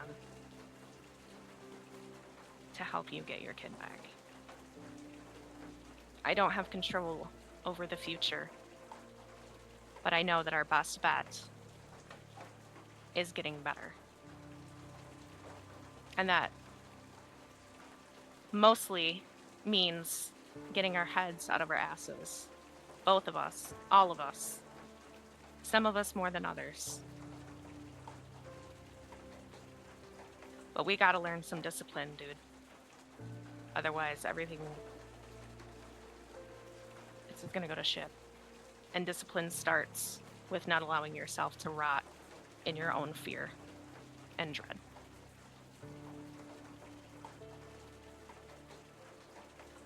I also promise.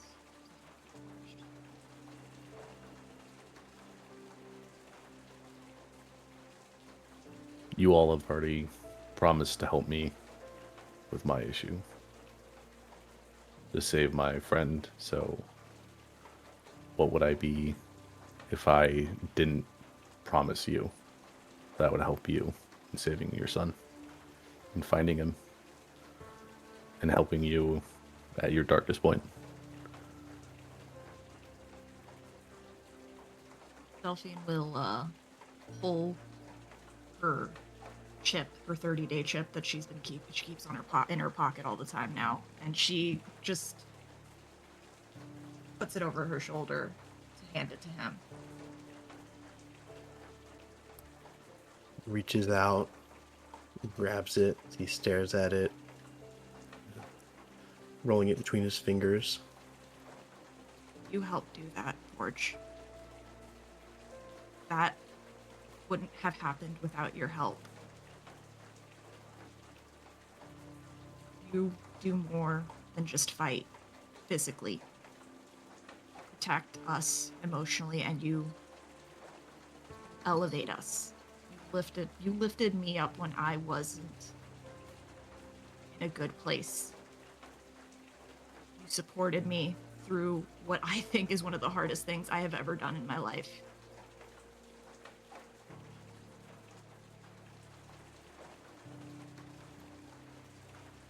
He hears that vision of this chip getting a little more blurry as he finally feels this overwhelming feeling from inside of him as he blinks.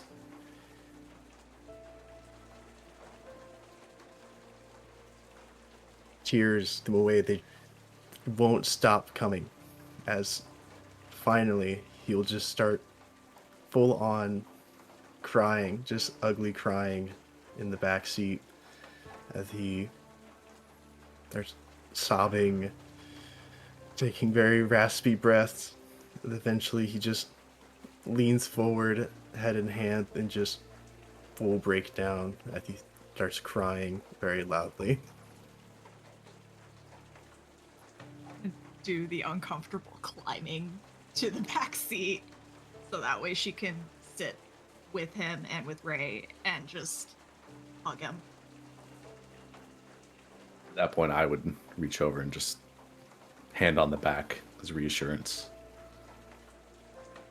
Get it all out, Forge. We can be strong tomorrow. Together. She's just gonna keep telling him, we've got you. We've got you.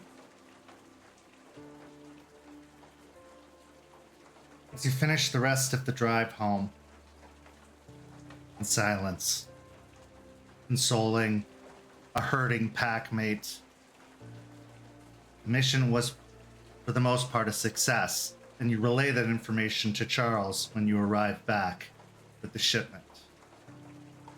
Charles says that the fertilizer will be taken care of. Do you mention the box or the footlocker? I think we have to. It's with the shipments, like it's not something we hid. So yeah, I think 100%. As he opens the box, several glowing green stones are found within the box. Charles grimaces, but says that they can be taken care of and destroyed. Just an exert of effort, and that Delphine and Eliza both will need to be focusing that effort on destroying these stones.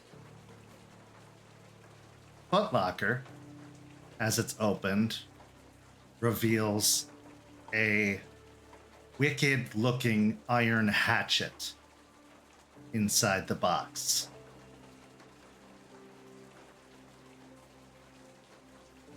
Charles looks at the hatchet curiously, then looks at all of you.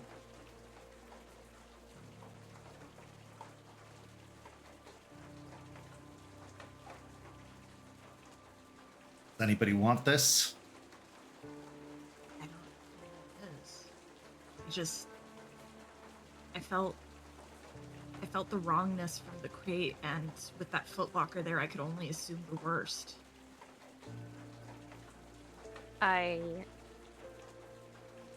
take a nice long look at it and bite my lip. Kinda go back and forth in my head before piping up. You know, I actually am pretty good with a hatchet. Okay. He passes the box over to you. The iron hatchet is a weapon often held by black spiral dancers.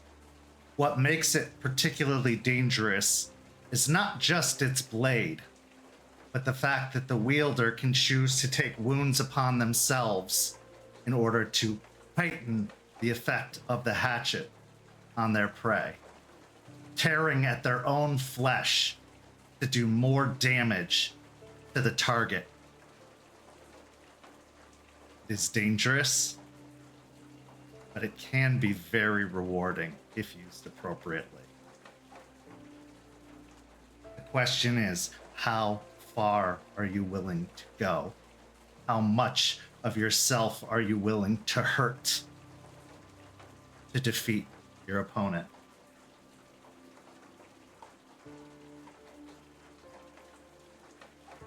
As everyone begins to settle for the evening, getting ready to disperse from the cairn, having dropped off the stones, the tainted fertilizer, Charles stops all of you and says, "The work's not done. We're going to Piney Point." And this is where our story comes to an end this evening.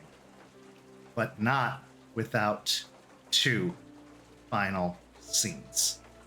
Our first scene takes us to a shipping bay outside of a big box landscaping company. We see the truck is already backed up, it's already been unloaded.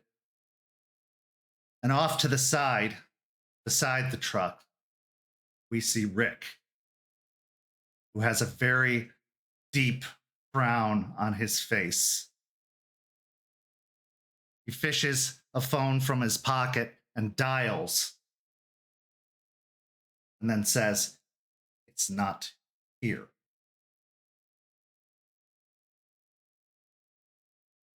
We then cut to the other end of the phone, where Vanessa stands holding the phone and says, "Well, I sent it. I'd have no reason to keep such a thing for myself." Phone hangs up, and she hangs up as well, throwing it away. She then looks to a computer screen that shows the departure and arrival time of the truck. The truck arrived several hours after it was supposed to.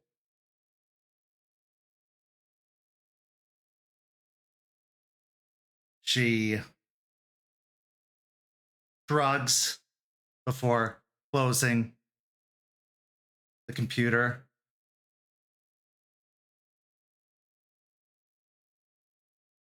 She then looks over to a very thin individual with a hood pulled over their head. "I think your friends may have gotten the better of me."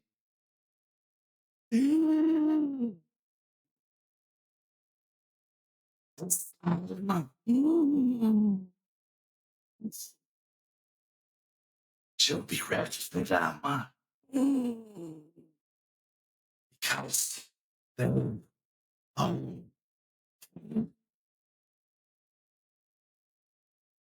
And that's where our story comes to an end. Thank you so much to these amazing players. Thank you to everybody watching at home. We'll be back with another episode of Hellhounds, where the Hounds head to Piney Point next week on Friday. Plus, the Rage Across Tampa pack is also heading to Piney Point, so tune into that this coming Tuesday. But thank you so much to everybody for watching, and we'll see you next time. Have a good evening, everyone.